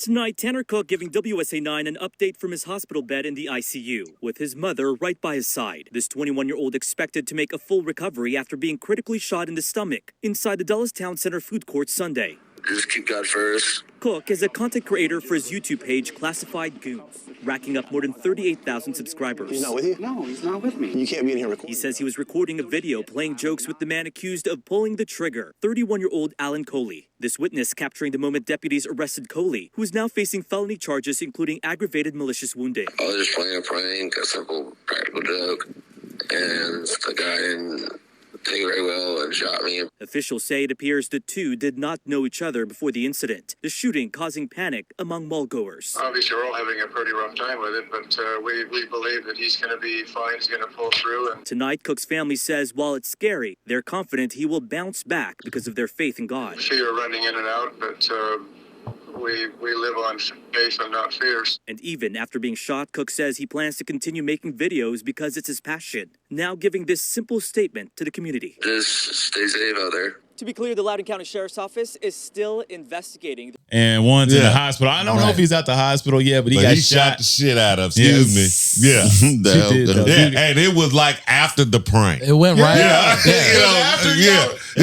said, it's a certain level you can prank a person and you just, he wasn't having it. I'm finna have a problem. That guy was not having it. I don't even play like that, you know. And he apparently got like really effed up. Apparently the shot went through his stomach and gallbladder. Yeah, he it tore him up. Yeah, I mean, losing his gallbladder. I pray for the guy and hope he pull through, but man, you got to leave people alone. You need to pick the right one. No, just leave people alone. Don't do it. Just leave people alone. I don't want you to die. But everybody ain't ready for no prank. I don't want you to just do that to anybody. Just leave people alone. What we need to do is just make actual pranks, like not like I'm gonna walk up. Because I saw the video. I saw the video. It was him, wasn't it? Like he walked up to the dude and said, like, "Hey man, those are my groceries" or something like that. He's right, over here trying to steal some old, Asian guy's paper towels, man. Like, right. What are you doing? Right. What are you doing, man? So we need to go back to you could tell he immediately did not take this the right way. Right. He was not feeling it. As soon as it started. Yeah, it was already wrong. He was already pissed. What are you talking about, man? These are my groceries. What are you doing? And I think I said to Mike, I said, we don't know that man's situation. Right. No. This might have been all he had. Right, yeah. So if you taking this bag of groceries, he gonna shoot you. He might have had to do something to you. Maybe. Yeah. Right. He might have had to choose this between, is it. Between I'm paper hungry. towels and potato chips. Or it could have been the thing about it is, it was that point that said, the next person to try to bully me, I'm putting this cap in their ass. Yes. That went out. That could be The that next simple. One. It had nothing to do with groceries, belly growling, and all that. I'm just saying. Same That guy who shot him didn't look scenario. like he was getting bullied. He looked like he was Same just like, scenario. I ain't the one. I don't play that. I'm done. That's what I was saying. We That's need to go, it. if we're gonna do the prank route, we need to go back to doing actual pranks. Not just like G sent me a video the other day. It was an actual prank. That was funny. That was really funny. And safe. Yeah, it was. Because they wasn't even down when they was upstairs. They down there by themselves, dude. Right. He kept trying to close the trunk. right. And soon he walk away. Somebody would like, Yeah. He tried to close again. He did it a whole bunch. It was I a would lot. have stopped. I did it like a couple times. I was like, this mug just gonna be old. But the thing is, it's just how he keeps starting to look around. Like, man, what's going on? Like, what's up? And then, So and then stuff like eventually that. he got in the car. Right. Thinking it's all good. Pop right back. It was crazy. So we need to do stuff like that where it's like actual harmless and absurd. You can tell that there's a level of absurdity going on now. That's the thing is we shouldn't be grounding pranks in realism. Like, hey man, I'm gonna F your girl, and then dude, it's a prank. It's a prank. It's like you need to do something crazy like walk out in a panda suit or something like that, and just start eating sugar cane. Yeah, that'll help. Or just, you come out with guns and pointing them at people. Oh man, prank yourself. Oh, there's a joke. It's a prank, man. It's a prank. And wondering why 3 folks dead. And it's a 9mm, but you're playing. It's chocolate. You playing. Right. But also, Tennessee's also banning drag shows. another thing random. But just to throw that out there. Let me tell you though. I'm gonna tell you. Let's putting legislation the on bus, things. that bus, the drag bus. Oh yeah, the bus. Yeah, it's a bus. I'm telling you, I've seen the bus. It's so funny now, cause I was downtown riding, and it's like you can see them. They just having a good time. I mean, I don't have nothing wrong with it. They was having a good time. It's the greatest time ever. People had a problem with it because they were dragged, and I think people they overly sexualized because and dressed for a and hot second it was like, man, look, yeah. Then now it's fun. Whoop, there it is. Yeah. Yeah. So they pretty much, But banning it, that's going a little far. Like, I mean, I get if you want to put some ramifications or some modifications. No, like I'm talking. No, hold on. Like as far as like putting them in schools, you know what I'm saying? Like having drag shows, like right, yeah. You can't be doing like, that I stuff. Get stuff like that, but you just Broadway, Second Avenue. You're just killing an entire industry. Then we can't have that's sex. what I'm saying. Broadway, Second Avenue. If we do that with schools, we can't have sex ed in schools anymore because of that. And that's something that we desperately need. No, if we ban drag shows and anything sexual in schools, then somebody can make the argument that sex ed shouldn't be presented in schools. And there's only like they probably shouldn't see sex ed in school. Man, they said only about 12% of your generation having sex anyway. So no, we need sex education. Need to be taught at home. We need like a general level of how sex. No, and that needs to be taught at home. No, yeah, it do. It didn't work. But it needs to be taught at home. I'm just saying that if it work or not. Come back but in that's the where it need bedroom. to be. That's where it need to be. I don't know if it was somebody set up I don't know if it's because of the age. It need to be explained. I don't know if it was because of the age I was taught it or when I had it because it was 6th grade when we had sex ed. I don't remember anything from that class. I don't either. Nothing. Me neither. Zero. I remember the video. I learned all mine. It probably would have worked better if they had like good illustration. I learned more from Pornhub. And it kind of maybe had some volunteers. You know what I'm saying? All that. Oh my God. Ours is I just don't remember. I remember the video at the end of 5th grade more than I actually remember sex ed. We need to have sex be openly discussed in a very nuanced manner then. No. Because people, there's still people out here. There's still people out here with the impression and belief that if I pull out fast enough, that's true. But like it's a science to everything, Jay. Right. But like my thing, it just look, man, you just got to figure it out. Okay, so people out here that don't understand that you can contract herpes orally. They don't know that. How? You can. Saliva. No. How do they not know that? That's what I'm saying. How not an adult? Monks don't know how to even function out here. What do y'all mean y'all don't know? How they don't know that? You don't know about AIDS.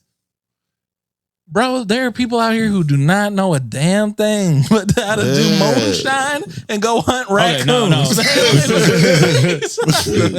Oh man. No, maybe I got it from the raccoon. He is right about that. I just worked with somebody who was very much like that. But like you on some people out here. Unfortunately, he does not There's work with us a few any of them longer. out here that just ain't getting. Because unfortunately, I think that he only did those two things. Right. So he doesn't work with us anymore. But yeah, I mean, I get this. Oh, okay, did y'all get taught it at all? No. Oh, well, I guess I just can learned it understand. from the fly. Which Like, I mean, like I said, I still don't remember anything. Yeah. Like I said, no. Remember, and as a matter of fact, the introduction to sex and porn that we had was far worse than anything that they probably could have put in sex ed class. We just got the straight raw stuff. Like I said before, the first time I ever seen porn was the 2 Girls 1 Cup video, and that was awful. I never watched it, and that was terrible. All I know is it was traumatic for many when I was in school. I didn't watch it. It was like a virus, right, or something. No, it was viral. It went viral. I It was a mean, the viral video. It was not they a should have virus, but it died went from viral. viruses. Yes. Right. Yeah, okay. They should have died. Oh Lord! But it was the most. It's despicable. Right. But somebody was getting their rocks off somewhere. Right. To that, yeah. Disappointing. All right, we're gonna move on to actually a little bit of sports here, and we're gonna talk a little about how NIL is probably gonna save college sports. I know this is kind of piggybacking off of the Angel Reese and Caitlin Clark situation everybody's been talking about for the last week or two now. It's been only 1 week. It feels like it's been a month. But it's feel like 2 weeks. By the time this episode comes Saturday, out, it's not even been a week yet because it happened Sunday. 5 days. And they still talking about it. So. Yeah. And you know what? That's a good thing for ladies basketball. Chiming in on it is. Hey, conversation about ladies basketball. That's a good thing. Yeah, It's the highest rated. It was the highest rated game ever on for women's. ESPN. No, period for women's. Right. Yeah. Ever. I can see that. Yeah, it was 10 million viewers. It was the most they've ever had. Period. Like on any They took it showcase to of another basketball. level. Like, Yeah. and it was a. And the thing they is, definitely outdrew the mean. It was a good game, but the game wasn't close. It was just entertaining until you realized in the end that LSU was putting that smackdown on them. So, and honestly, I hadn't watched not one college basketball game all year. Not one. Not men's, not nothing. I tried to watch South Carolina and Iowa, but when Iowa came out there busting them threes on South Carolina, I had to cut the TV off and go to bed because That's what happened when you. I'm watching when they finally gonna lose. I could not do it. I could not. I was That's like, why oh I my could god, watch it, because I wanted South Carolina to win, right? So I wanted South Carolina to win, so I couldn't watch it. So I didn't watch it. I woke up the next morning, heard that they lost. It was devastating. So I was like, okay. And I heard about Angel Reese, and I heard about both of them. I heard about Caitlin Clark, and I heard about Angel Reese, even though I hadn't watched anything. You see what I'm saying? So I seen the highlights. I seen the headlines. I read the little stories and stuff. I had been seeing it all along, but like I said, but then it was like, here it go for real. You know, the Bayou Barbie against Super Chick. You know what I'm saying? And they were finna go at it. You know, right? So I was like, okay, I'm gonna have to watch this game. And I sat there and I watched it, and I'm thinking, only way LSU and see, and one misinterpretation is like LSU was a higher seed. First of all, what we would discuss anyway, how in the heck was LSU a 3 seed? They had 2 losses in the season. I had 6. Yeah. A weak sketch. They played the SEC. Yeah, I know what I'm saying. Somebody mentioned that. And I'm like, what did they play? That's what I'm like. So and you know they transformed the whole team.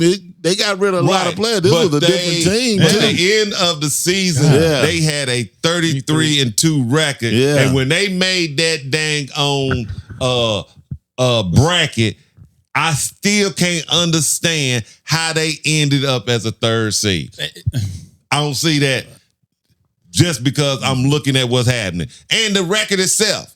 So I'm like, okay, so this might be good. Iowa number 2 seed. The only reason that would happen is if they just have something against the program. They don't like that style of women. Whatever and it program. was. It was something.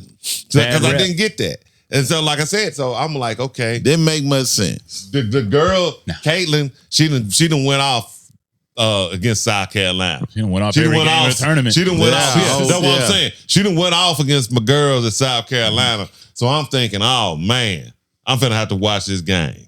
You know, because like I said, I hadn't watched. They finally got your attention with one game left. Right. I hadn't watched one I'm focusing game all year. Like I said, but I do keep up with it. It was one left. Do keep up with it. So I'm going to watch this game, and I'm talking about these. I'm like, only way LSU going to be able to win is if LSU is able to hit baskets at the same rate as they hit baskets. As that Caitlin Clark hits baskets. She going off. Yeah, because she going to probably do her thing. Get 40 feet. LSU came out. I think it was a turnover on the first play, and then Iowa came down and busted 3. Bam! I'm like, oh my God, here we go. It's on. It's over. Yeah. But then that girl from LSU came right back down. Bam! I was like, okay. Then they came down. They made a stop. Came back. The LSU came back. Bam. Oh, okay. They hitting. Then Iowa come down. Bam. Then the LSU come down. Bam. Then they're like, okay, they going to be going basket for basket. You know? Yeah. Because this game is getting exciting because they going gonna live up basket. to the hype. Yeah. They going basket for basket. Because LSU got to hit this girl and hit 7 threes, 5 or 6 threes seven. in the first half. So now they this game is off the chain. Yeah. Exciting. Because every time LSU make a run, I will come back and make a run. Caitlin Clark come back and make a run. Yeah, pretty much. But it was 2 of them. It was 2 of them. Big girl, big country. Big country, she bad too. I like her. She bad too. Okay. She's a rough for every one of house. Caitlin's 8. Yeah. So she throw down too. She play hard. The dynamic duo. But that was the most exciting basketball game I had seen in a long time. Yeah. But And then the hype at the end, I could have went without, but it's what it is. Yeah, you know right, what I'm saying? It's just what it is. It's That's part of like the game. It's what it is. If It's Caitlin moment. Clark saying she don't have no issues or problem with what happened, because all they doing is trying to restrict her in the end, she play that way. Yeah. That's how she want to play and going to continue playing that way. But somehow we can't listen to the actual person. We want to draw our own conclusion. So we're like, okay, so we get stuck in this thing. I hear they want the ladies to be ladies, but nobody watches ladies be ladies. Competitors. They don't watch that. They competing. They don't watch that at all. Right, especially in competition. Yeah, I mean, what brought the ratings? People talking crap, getting in each other's face. Competing. You know, Teabagging a all motherfucker. this. Yes. You know, hey, all of that. You know what I'm saying? That's what got people to watch. That's why supposedly John Cena was doing it. Yeah, so I mean, But not the creator. Yeah, no, but no, it's just one of those things. Like it brought attention to the game, and it was for good measure. And the thing now is, the I'm game was interested. overblown because it was an interesting game. LSU actually laid the smackdown in the end. Because for as exciting as it was, LSU was just putting that thing on. They put that thing on. I mean, they really. put it on. Whoop that. Yeah, Oh, it's- I ain't got nothing. But They put it on. No.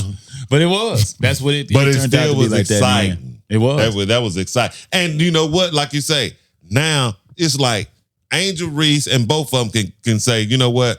I'm going to the pros. Okay. They can not bounce doing it. and take a pay cut. Yeah, exactly. Yeah, okay, exactly. yeah. Yep. Who in the hell gonna exactly. take a pay cut? And see, No. okay, that was going driving back in what we're talking about NIL, because a lot of older heads think it's bad for college sports, but No. really, how? Especially for like women like this, how is that bad? They're going to get to actually make money now. Because the women are And going to want to stay. be men. Like they gonna wanna go- get They're at an paid. all-time high. And usually when you're at an all-time high, you lead to better passion. And Yeah, then when you go pro, But what you you're do supposed to go now make more money. with And the NLI money, the NIL money, you actually, like I said, Caitlin gonna make millions of dollars. it's going to ruin the Yeah. structure of a But man what it's providing gonna do- for a woman. but what it's and gonna- I'm afraid of change. Okay, That's what and it they was. both Yeah. finna Yeah. benefit because they both coming back, right? Ooh. Yeah. Angel Reese and Oh yeah, she's so coming back. they basically gonna be the face of college women's basketball. And like I Honestly.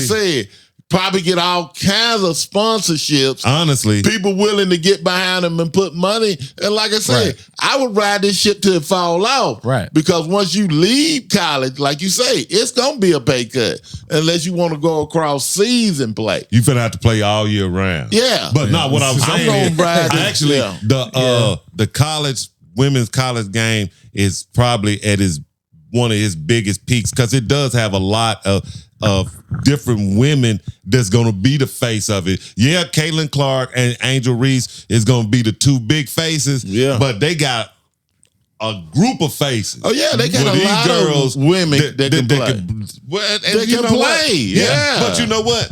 I'm But not you gonna go with the two I'm not you gonna know. take Just like you say, you let me know tell- these faces. Let me tell you something too. The difference is there's always been a lot of women that can play ball. Yeah, but you gotta recognize. No.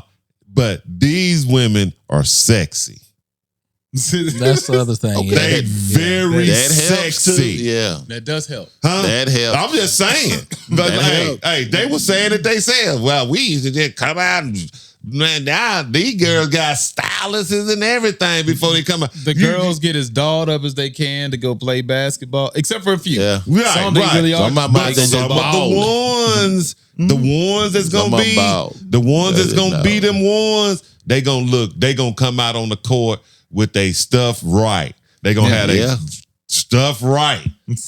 And they're gonna have it right, and they're gonna be balling. So that should help them with that you see the NIL money, right? that she wear? No.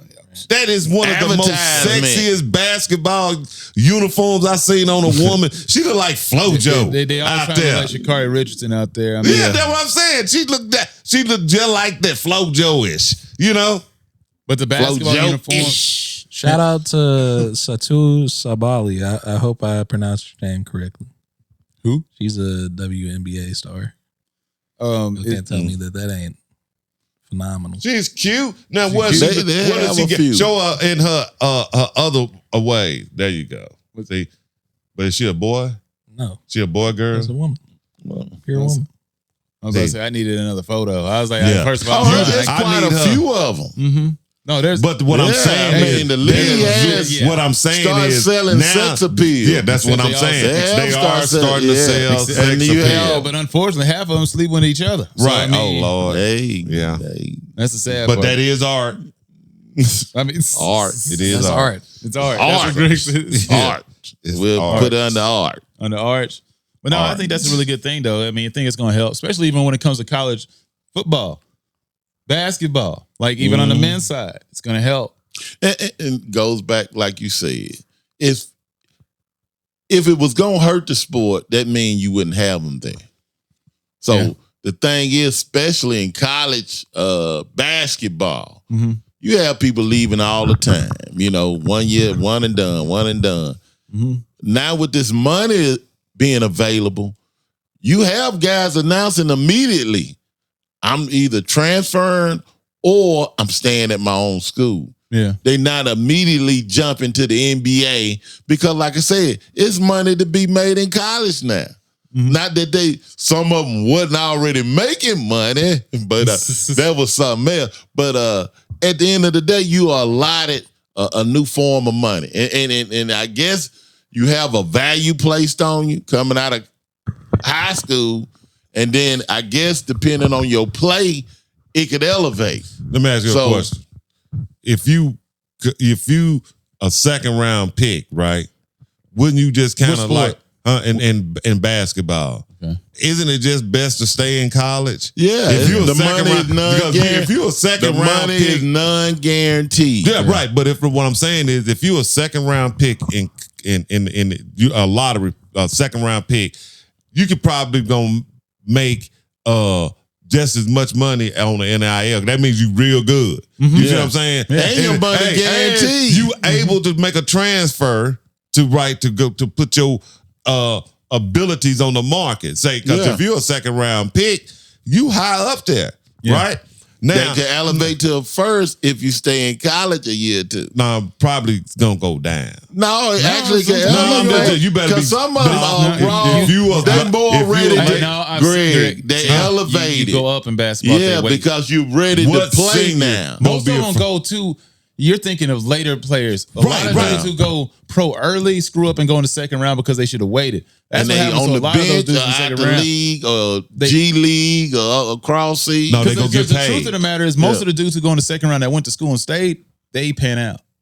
It's usually the young ones who go in the second round who sometimes they don't make it, and they really should have just went back to school. Yeah, but they took the money.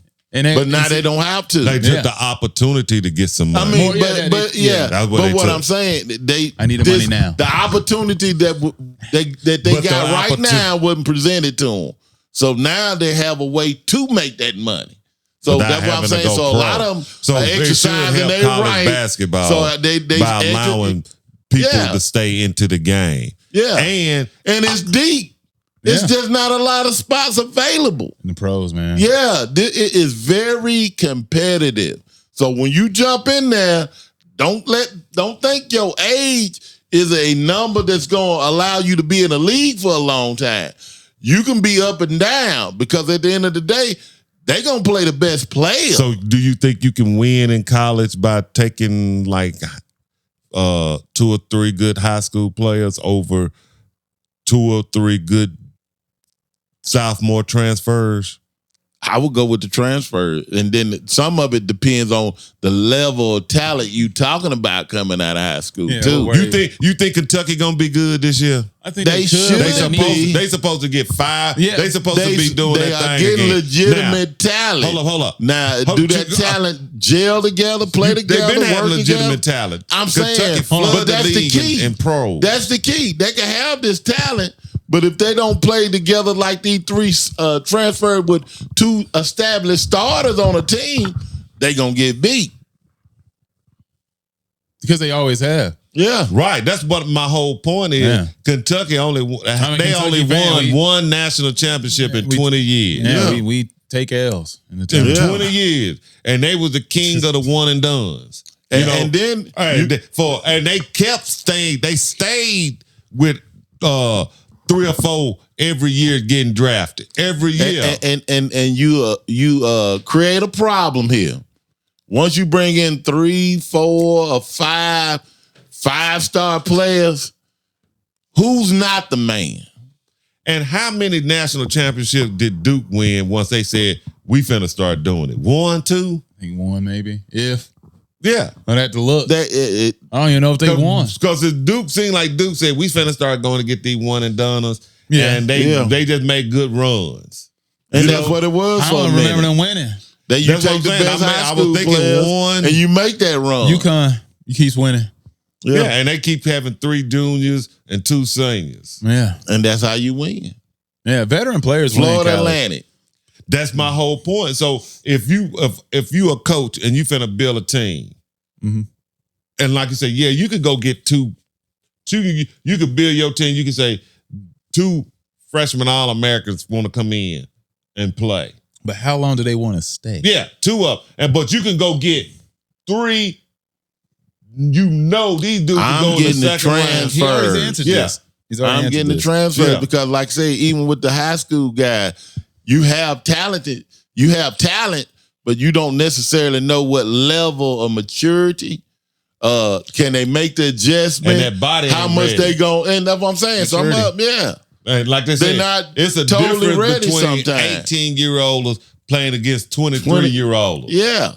You know, It's a big difference. That's a big difference. Unless you just build on and people that's mature like physical that. for that thing. You know, they do that. Yeah. You know, you not just come finna be 18, come up in there and bang up unless you a stud. Unless It's you just like, Zion. you can take like a player like right now, Brandon Miller and Which one? Wembanyama? Wembanyama. Talented players, and no doubt Wembanyama is talented. I think he's 7'5" now. But like I said, you can tell, and like I told Mike, now this is the scary part with him. He is a skinny guy, tall, and he got plenty of skill. But imagine if this dude feel like just like the Greek Freak did, because the Greek Freak was smaller than him, wasn't he? He was. He was the same size. Yeah. He probably was smaller. Well, technically smaller because he was shorter. I'm talking about for girth. She's just shorter. But in a few years, 3 or 4 years, and he the Greek Freak, it's a wrap. It is a wrap. It will be over. There will be nobody to be able to guard him. Yeah, you 7, 4, 5, shoot, dribble, caught his own 3-point and dunked it. Yeah. He tip slammed his own 3-pointer. Yeah. Like, I mean, it's stuff that doesn't make any sense. But you know what, too? That when it's that much on somebody, they usually don't do it. No, ain't nobody had this much. That's what I'm saying, huh? Nobody's had this. Nobody's had this. LeBron was under microscope. LeBron wasn't 7'5". I mean, but he was. No, I'm talking about talent. Oh, that talent. That's what I'm saying. So, but see, like I'm saying, there's been a lot a of people couple under of the things have to microscope. happen for him. Like you say if he bulk up and he do the thing. Yeah. But the thing, what I'm saying is, if it's almost like it can't happen because if it No, does, I know what you're saying. if it does he happen, should break basketball. He should Yeah. break basketball. right? Yeah, it should be nobody but ever come along but I will until say- they 7, 8. But you see what I'm saying? Right, yeah. If he do what's He in position. if he do, like you say, come out and he be like the Greek freak at Yeah, no, 7'4". on paper, he should be the greatest player to have ever played. Yeah. Right now, he's already looking like he should be there. And I just and It's that, nothing like missing. I said, and putting that on him, it just makes me think. I just don't think that can happen. Well, if he finishes top 50, I'm cool. I mean, yeah, I'm saying it's possible. If he finishes top 50, I'm cool. Yeah. That means I got a lot out of that 7'5", whatever. That means he dominated a lot of games. Top 100. But like I said, it looked like it's gonna happen to me. He should be top 50 or he's a bust. Yeah. Top 50 all time or he's a bust. And then just to mention Scoop Henderson. I'm thinking more. I just want to bring him up right? because That's too much. That's too much. Well, they saying, hey, Right. because if he fell out like the Hey, Greek I ain't gonna freak, say to be a bust. No, that's too much. Because Yeah. Greek freak top 5 heading in the direction, right? The way he's going, man. Somebody gonna have to get moved out. Yeah, that's the only thing is it gets muddy. Yeah, somebody eventually gonna have to get moved up. he gonna out make there. a case. Yeah. And just like I said, I was just wanting Honestly, if Kevin Durant win a championship, he would have had to move somebody up out of there. Maybe. No, maybe. But what were you saying? I was just gonna bring up also we got to mention Scoop Henderson in this draft with Brandon Miller. And then like I say, when you get to that 4th spot and dealing with these people, it's up in the air. It's gonna and be it like, could come down to these 2 twins they brought up that well, I can't even remember their name now, but they twins. They basically say a man. Okay. A man and all I know is that really outside of the top 3, it's going to be like the last probably 2 or 3 drafts where there's a lot more good players than you realize and you don't know any of their names. Because just like Greg, he watched 2 basketball games this season of college and it was 2 women's games. Yeah. And he didn't watch 1 men's. Not And you didn't watch 1, did you? Not one. I knew it. I know he didn't watch 1. That's what I said. I watched like 7. I didn't watch not 1. I couldn't tell you nothing about the college Any of them. men because the interest, like you say, from year to year, it's just gone because because they you don't have a solid team to root for. They don't stay. And you don't or a player to root for. You don't know where that mug at next week. But with this new money, but I don't knock it. Some of them gonna It's stay just now. as popular. You see what I'm saying?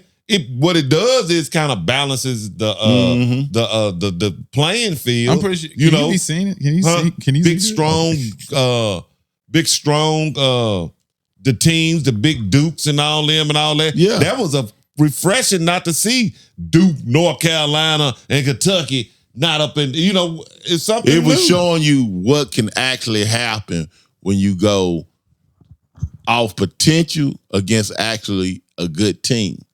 And like I said, they still got the high recruits. Yeah. But some of them just don't always pan out or can bring to the table what you need to compete. Some are always going to be great in the NBA. Yeah. Now, like Carson, is it Carson Wallace from Kentucky? The point, with the point guard. Levi. Huh? Levi. No, I'm thinking It's somebody the else. other one. It's thinking a completely different Wallace. player. It's Wallace Yeah, I know is you're the talking about, one rated high, and we watch Wallace. Wallace got he built for the game right now. Yeah, but right now he's projected anywhere from the 6th pick. So I'm thinking maybe this year could be a little down when it comes to the draft compared to other years. Now, because like I said, Kentucky, every guy they put out, that first guy turns out to be an all-star. Yeah. Or close to it. So he'll be good. If he's top 10, he'll be a good player. I'm just saying, and I don't even know why I believe that because he never really showed me that in the few games I that's watched. what I'm saying. I see a guy So physically should he able to not make that be transfer. on a hot but seat, Calipari. I mean, Well, he is should he be, but not he just signed- underachieving? He's been underachieving, Yeah, but they already forever. signed him to like a lifetime contract. I mean, well, it's not with forever the class lifetime. he bringing in this year, he'd be overachieving again. But he's only going to overachieve unless he win another championship. Yeah. Because at this point in time, he ain't done anything. They should. He's be done a good. lot of good for Yeah. a lot of black families. He's hooked up Yeah. a lot of players. They got a lot of invites to the NBA He's got draft. a lot of mamas, a lot of very happy days. at the Right. NBA draft. And that's what I'm But saying. he has helped out UK basketball almost none.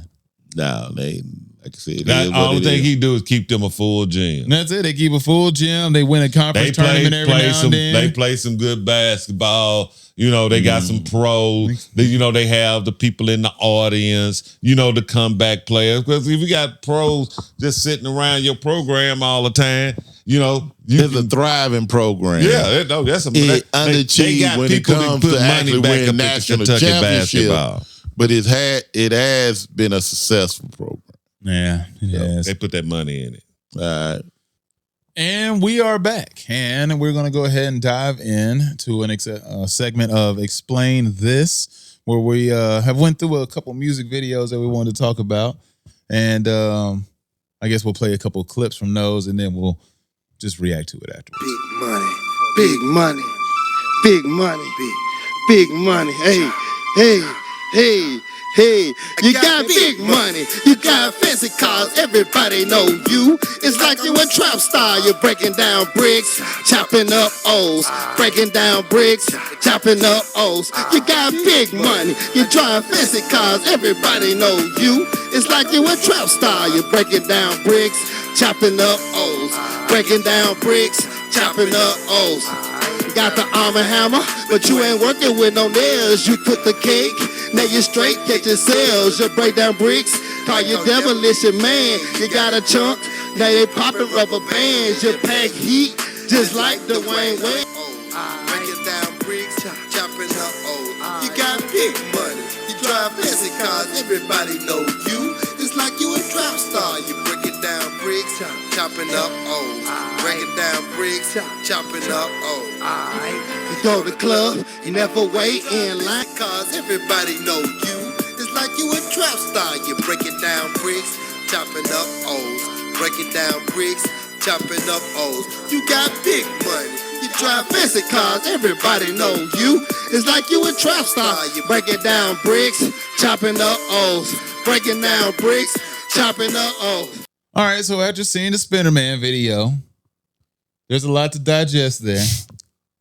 There's a lot to unpack. For me, the thing I noticed the most was just the fact that he was getting down so heavy in this video, and there was some kids, nothing but kids in the background. What are your thoughts, G? First of all, we got to kind of reference this video to, it was back in the day a little bit. I can't really get a date on it, but it wasn't. The video was like 12, 13 years old. Okay, that's only like 2010. Yeah, it's not been too long. We should have been irrelevant to understand some things in life, but looking at it was disturbing. It just because I was sitting there. It's like he talking about chopping up bricks and busting down. Busting down. But hey, man, yeah. And he's got these little kids behind him. They just having the best time. Some of them dancing, some of them hanging out. I don't know. I mean, maybe they like, this is your opportunity to be on the stage with a star. Well, some were dancing, but some just kind of tired out in the middle, but then they got back into it by the end. Right. So, And it's like, how you put them two together like that? Right. I don't know, man. I mean, let's put the kids up here and let's talk about chopping up bricks and hoes. and you're a trap star. And I don't know. I don't know what that video, it's got to be comical. It's not, though. It's real. Man, it's real because you saw he had multiple videos posted on there. It's real. The other videos are worse. But it's like Cashville. That one, and I'm like, man, it was here. Yeah. Man, really? Right. Yeah. And it's like he's sitting up that night. He really was trying to dance. He got tired. He kept trying to spin his hubcap. Yeah, he was trying to do what I mean. It's like say he was trying to get rid of some of that D money that he had made. That was he was giving back to the community, I guess. I don't know. Y'all bring y'all kids in. I'll put them on the video. Hey, man, the sound everybody gets paid $5. Yeah, everybody get free pizza. Hey, man, now that I think about it, the backdrop was terrible in that video. It wasn't. It was really bad. Low budget. Like it was made out of construction paper. If he was going to, how much would you pay for a ticket to go to Washington, D.C. from here. Say, because it's like a 10-hour trip, right? Okay, well, we flight, bus. Bus. How much you pay for? Yeah, how much bus is a ticket? normal bus ticket? No, I was just curious because I was just reading this article about that this has nothing to do with nothing, right? Sorry. But have you ever heard of Napa Way? No. Huh? It's a bus, like Greyhound. Okay. And it's a Napa luxury bus, right? Okay. That you could take, like they got luxury bus routes, right? Yeah. That you could take, they like straight throughs and they travel at night. So like most places, like you can get from here to DC in 10 hours, right? Mm-hmm. So say if you left at 10 o'clock at night in DC, you would be here by 8 o'clock in the morning. That's a good nice, you can chill out, wake up, and not on a Greyhound bus where you worried about getting robbed. You know what I'm saying? And they got these lines of buses that go, I was just amazed by that. And there's something else I just found out by accident. They got this thing that if you want to go to Atlanta, right? Yeah. They call it, it's a van. It's a luxury van. I mean, it's laid out. You got like captain seats and you got computers and all kinds of stuff that you could do on this 4-hour trip to Atlanta. I mean, the seats laid back. You got the little cocktails and all this and all that. And it's like for the price and where it takes you to, it just astounded me. That's all. Okay. How quick you could do something like that. How much was the price? It was like $125 for the bus ticket, or the ticket from on the thing to go from Nashville to Atlanta, even DC to Nashville to DC on these luxury buses. Okay, sound like a winner to me. Yeah, So do you actually have any thoughts on the video? I told you, that was a D-boy. He was trying to get his money, hide some money. Trying to get a record, like I say, everybody gonna start that record label, right? Yeah. So he started a record label. He was the main artist on his record label, he seen that because that looked like it came out around the time Master P was out. So he was like, I'm gonna start me a record label. You right? Okay. And he was gonna be the lead artist on it because he had a Master couple. P was around in the 90s. When would that come out? That video is 13 years old. Yeah. Like he took 210. And even if it took like 5 years to put on YouTube, that still puts it at 2005. So it's it could definitely have been a video from that era. Yeah, what it looked like to me. Posted. It looked like a body video to me. It could have. I don't know. Or he was just trying to keep the energy alive. From that era. Maybe he came from that era. But see, he was talking about his channel actively then, talking about I'm doing my thing on YouTube. Yeah. Oh yeah, you're right. Yeah, so it was around that time. Yeah. Some people can't get over it. Okay. They just can't let it go. Right. Well, And I like the gimmickry and Did you like the kids dancing in the back? I thought that was like some of the most hilarious stuff I had seen because it was like, what else could he have done other than him being as hilarious as he was dancing? Them kids, especially when the kid did the kick worm. Okay. You know what I'm saying? So, and it was like that was at some talent show at some civic, at some community center. Yeah, some elementary school. Yeah, or something like that. Yeah, like the Boys and Girls Club. Like performing, and then some of the like he said, you have to listen to some of the lyrics that he was saying to some of the situations. They wasn't matching the place he needed to be. They didn't sound like kiddie rap. Match nothing. Yeah. It didn't match the posse that he decided to keep in his Keep company. with him, yeah. It matched the rim around his neck. But like I said, it could have been one of them things. He was working at the dang on thing, summer job. That man was dying on there. Hey, he was a camp director. Camp You see what I'm director. saying? That's what I'm saying. Treat the kids to a nightly show. Yeah. Man. Right. Yeah. And a performer will perform. He was performing now. He wasn't shy about performing. But halfway through, he was looking like he was dying for water. Yeah, I mean, because he looked like he was about to pass out. He spinning didn't that quit, spinner. though. He didn't. He didn't quit. He was trying to time up the right time to spin the spinner and make sure he kept himself going. He had a lot going on. It takes a lot. You know, you need a lot of stamina. Could have been heavy. You need stage presence. Yeah. You need to, memorize the vocals and the lyrics so that way you don't sound too far off from what the song sounds like. I just want to know, and he did not lip sync. Yeah. No, he was live. I just can't help but look at these kids and think, well, they got parents. And I would like to believe. How were these kids chose? It looked like they was at some community center. They were all black. And they would look like they looked like they were at a community center. Summer community center. And they all look like they or had the been church exploited. league. Right. Yeah, and they all look like they've been exploited. Yeah. For whatever non-personal gain. I'm like, what would the purpose Because of I mean, this he didn't gain much. I mean, video's got 150. But you got to see the whatever. signs behind it. That's at I can't 13 remember years, what so- that sign said. It's at Cashville. Cashville. It was Cashville. In the back. It was here. Yeah, that was Nashville. That's why I said so. He was that was a community center show. But say, Rec Center. That was like up at Patterson. That was a part of his at the parole. Boys and Girls Club. His probation. Yeah. Okay. And Giving back to the community. I'm gonna give a Gave show back. I'm gonna give a show for the kids. Yeah, messed and up. y'all could come up on stage with me. That'd be messed up if he was still serving a term. Yeah.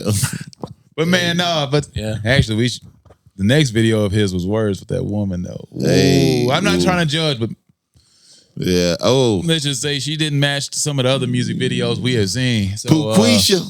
Oh God, she was He was a hood booger. What was it called? What was it called? Thick like that. Yeah. Big like Yeah, it was the name of the song. Thick Like That. Yeah, if you look up Thick Like That if you want to be Yeah. entertained. So that's a good Spinner one. Man. Spinner Man. And that Spinner Man. Like no spinner, spinny, spinner. Yeah. Man. It's Yeah. together. He's very verbose. Shout out to Spinner Man. Hopefully he's still with us. Shouts out to Spinner Man. I was like, I have no Do idea. your thing. Bring the noise. Do your Just a thing. quick one on the gangbanging video. Oh. Okay. Not in the sexual way. Like we talking, Yeah. Right, yeah. we talking gang Smokey banging by Robinson's. Yeah, Gang bang. yeah. Gang banging, gang banging, gang banging, gang banging, gang banging, gang banging. What you thinking now? It was good. It It was a very nice, touching, heartfelt message. with some of the most darkest, craziest nonsense some of taking the place in the wildest background. It's the imagery. That's what I said. The It's the cinematography. start of the video. It's the cinematography in it. It is. It's dark and it's like They were literally cooking heroin at one point. in the video. Like, Shooting it up. right, yeah. And Shooting. then had the baby playing with the gun, Yeah. all that. It was crazy. And, and the whole that was a different video, time then. you don't know what Smokey is really. Is he glorifying No, you know what gang he's saying? banging, or he's saying this is what it is? I mean, it never clarified a lot until the end. He said one little statement that God ain't healed something, but he can see God, you. he said God is Yes. dead, Yeah. but he can like see through. Some people say God is dead, but Yeah. he can still see you. Yeah, Okay. what's going Trying to on be with you. you? son? Yeah, okay, that was that And, simple. and Yeah. that was about the only line I heard that kind of referred to the direction or something. But through the whole song, you don't know like Smokey, like I'm a gangster rapper here. Or I'm showing you what's happening in the streets. Right, yeah. The Because tone. I mean, they didn't hold anything back in this video. Whatever was happening, they showed it. the tone and of the he video talked was about it. very, You want your gut out? off. All on the pod. My sexy. Hey, you know what? It might bring him some who Some knows? more It might fans. bring him something. Yeah, okay. Whatever Hey, I was just works. saying he's going full Homer Simpson over there, but Yeah. but hey, just taking it out. Hey, honestly, it's that delicious water. Like the greatest water. Yeah, it's that delicious water. Sponsored by But, Brita. but I don't know. I can't even remember if Greg barely Okay. paid attention to the video or not. But I thought it was which one? Gang Smoking. banging. Yeah, I'll be honest. That's what I'm I'll be saying. That honest. was like, And I'm sure Greg can relate to me. It made me want to tear up a little bit. right. I mean, if you look at the like I said, the Oh, yeah, cinematography Greg was emotional from the start. Yeah, of it. that's what I'm Right, saying. You have to look at it. It was sad, and it was like, it was like, look at this stuff. You know, it was the downright, and then it was like the kids was being abused. There's a and- baby with a gun. yeah. Children being neglected. Like you need to learn to shoot now. Like that baby had a Beretta. Might need- I'm pretty sure it had a It loaded looked like Beretta. it had a laser on the top. Yeah, like, I mean, yeah.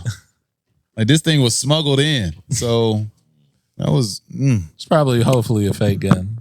I don't think so. Man, Look real to me. Man, it looked real. Now they do have Why would it be faking in this one? Ooh, boy, that looked real though. It looked heavy. Yeah, like It smoking. looked like it had weight. It's smoking like I'm for the streets. Right. I say that was ooh, man, that was another one. That was a good one. Yeah, though. I I like just something we saw. I like God. You know, I never paid attention. I do remember this video, but you know how you see something maybe might came on Friday night videos or something. I don't know, but I never paid attention to it. Because maybe at the time it came by, it made more sense. Because now I'm looking at it now, I have no idea what this video is. Right. I don't know what it was like. Was it sending community service message? Was it showing glorifying gang banging? Was it actually Smokey Robinson showing you I'm the first original OG gangster? Rapper, you know, basically singing my melodies. Cause it was the fact that you talking gang banging, but he like got a love song going on with it. You know, it was a very it's mixed just tune mix, and messaging. Yeah, it's like you chilling with your girl, you know, song. Yeah. Not gang banging. Hey, tone. Yeah. Tone. It didn't match up. I mean, I guess basically the crux of this is like at the end of both of these videos, it left you kind of like after you watch an episode of the Eric Andre show where you're like, I'm not really sure what I just absorbed. Right. Yeah, For the like last, what like, happened there? For the What last the- 20 minutes. Because boy, that's some weird stuff. But that's kind of what those videos were. So, you know. What was the mindset? None. No, okay. Gang But banging. all right, we're gonna I move on. told you what they was trying to get at them essays. Yeah. Okay.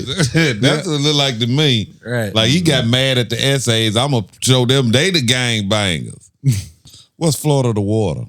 Florida.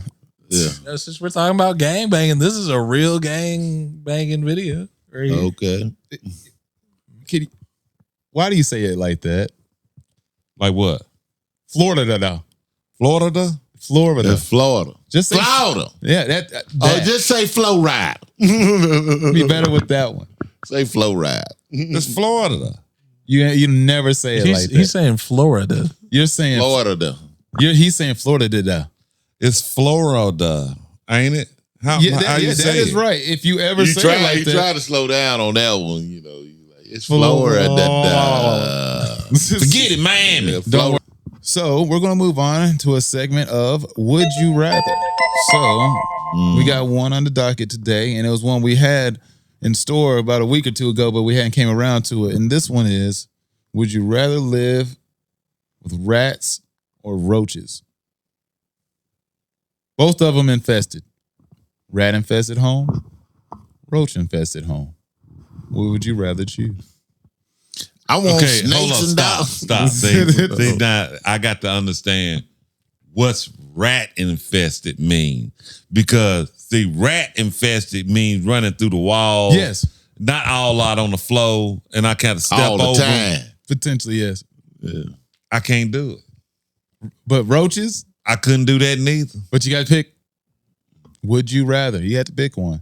They're gonna have to kill me. That's what I'm saying. They're like, man. First of all, you got to deal with these roaches running around. They all out. I mean, You just sitting here, they crawling across your TV, See, the I can't do couch. that.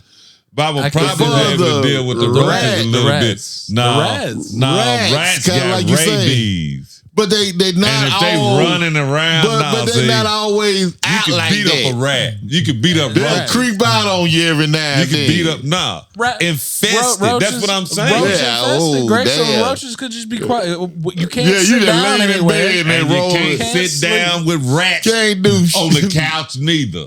Right, but But at least they rats can run. try to You leave can you see them alone. coming. Rats try to leave you alone. Kill Yeah. Dang. I ain't gonna lie, I'm kind of with there with Greg. You want to burn me with that's the a house. rough one. Yeah, but I'd roll with the Reds. So you're going with rats. I guess I have to go with the rats because the roaches it's traumatized. It is. Shit, rats would be traumatized. It would be. I mean, both of them. But I'm But thinking I could deal with the roaches. I feel like I I'm don't with know. Greg. I really. You know what? I might a have to big go with rat the running across the TV. Look, man, I remember being in Mud Deers when I was a four-legged kid. animal run around. Hey, I remember some of them times in Mud Deers when I was a kid. Yeah. I remember watching them things. They just run. Woo. They scare you. They do, and they be fast. Now too. imagine if it's infested. You see what I'm saying? Imagine- They running everywhere. Out of every either corner. way, You know, like I said, running across the TV screen. You know, Mm-hmm. Because that's the thing. That's what they run across chase the some back roaches. Of the, they run across the back of the couch, and they would just jump into the wall, and they would squeeze their fat, juicy butts like right in. It's It's like, how do y'all do that? It's disturbing. roaches Ooh. I can't. Ooh. Both of them suck. or death. That's what I'm going with. You gotta live. That is a rough. Both of them suck. I'm gonna have to I would go with the Reds. Dog, I just couldn't go with rat. Rats just too like you kicking them off your feet. Like But you rats. I will say you're more likely to kick roaches off your feet than rats. Like I said, we got to remember Rats what you tend to said. leave you alone. They could be, Like I said, rats don't wanna be- infested. So remember, a big corner pile of rats. I saw a episode of Hoarders. I'm running. And this is where I see most I'm of these. done. Either way, Where I see most of corner these rats issues. or roach. It's Hoarders. It's where I see most of these issues. And this guy had literally hundreds of rats. Now they completely, you know what, man? Ooh, I'm telling you, I'm gonna have to live with the roaches. Them rats. And they were just running everywhere. But there's millions of roaches. There's millions of roaches. Everything. The rats ate the There's walls, the millions couches, of the roaches. doors. Huh? There's millions of roaches. Oh man. Hey, I'm going to there's keep. gonna be Hey roaches. man, Okay, hold up. Is this for life or like a couple of days? Until organs show up, I guess. To a day, a week, or something. Like, there ain't nothing Like we if can I'm do. stuck with roaches forever. How about Or this? am I stuck with rats We'll forever? keep it like this. Childhood. Ooh, rats. I mean roaches. Yeah, well. I need some earplugs to deal with the roaches at least. Y'all got to provide me with some. You don't need them to deal with the rats. Yeah, You don't need them to deal with the rats. The rats gonna be humping 24/7. That's what I'm gonna need the earplugs for. Hearing all that squeaking. Oh Lord, no. And baby little baby rats running around. Right. More of them with disease and just eating your stuff. Roaches got disease too. Open the fridge and they're eating your key lime pie. You know what I'm saying? Oh, like, yeah, come on. I like rats.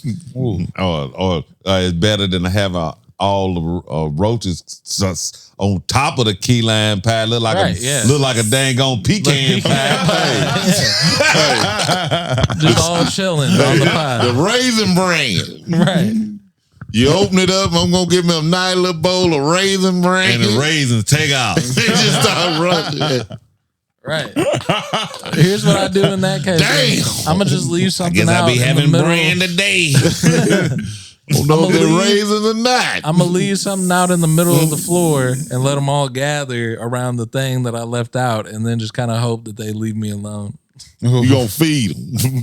Man, that Jay gonna feed them and hope they leave Yeah, them alone. right But they gonna be there, coming yeah. back to you. Because that's the same thing they did to that old sage in that episode of Hoarders. Didn't they make that roach movie? Joe's Roaches or something like that? Joe's Roach. I don't. It was a roach movie. Joe Dirt? No, he was a roach. He had roaches so bad. And what was the name of that movie? Sounds like arachnophobia. And they were like animated roaches? That was with kind of like cartoonish. No, the movie wasn't, but the roaches was kind of like these big. Look like clay models or something like that. Yeah, I know what you're talking about. I've seen that scene. I remember Human Centipede. No, this dude had roaches real bad. Roach problem. And they would get out talk of hand. Right. Yeah, I don't know. That's rough. I can't do that. So we have 2 for rats, 2 for roaches. Mm-hmm. Yeah. So we're gonna go with a split on that one today. Go 50-50. All right. Gonna have to. But I'm about like Greg. I want to die either way. Choice. Yeah, I'm just gonna do it. I'm just, go ahead. Just move on. Death wasn't a choice. Just let it go. I say, yeah, that's tough. Yeah. Well, I think that's going to do it for us today here on the WTB. Thank you for listening. Please like, share, and subscribe. Also, shout out to all the people who've been subscribing to us. We really appreciate it. We were at 100 subscribers. Hopefully, 101. We were back to 99. Somebody help us. We say help, but no. Who got offended? I'm about to say it's probably something you said. Sorry. Yeah, that's what I'm saying. Yeah. First of all, let me apologize. For what I might have Actually, it's probably said. Jay and all It's probably one of my takes. I'm about to say it's Jay and his Y'all wokeness. apologize. No, it's Jay and his wokeness. We apologize as a whole group. They sick and tired of any offensive thing that may have occurred. But yes, please play. Thanks for listening, and we'll be hollering back at you soon. Peace. Peace. Holla at your boy.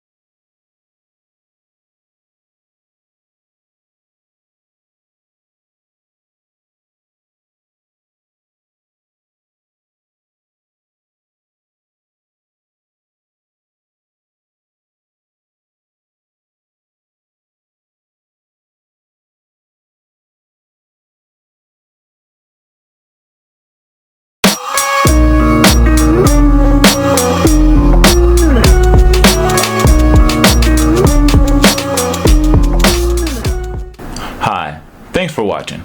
If you liked that video, please hit the button below and subscribe to the channel. It goes a long way, and well, we have goals around here. Trying to make it to 1 million. Thanks for listening.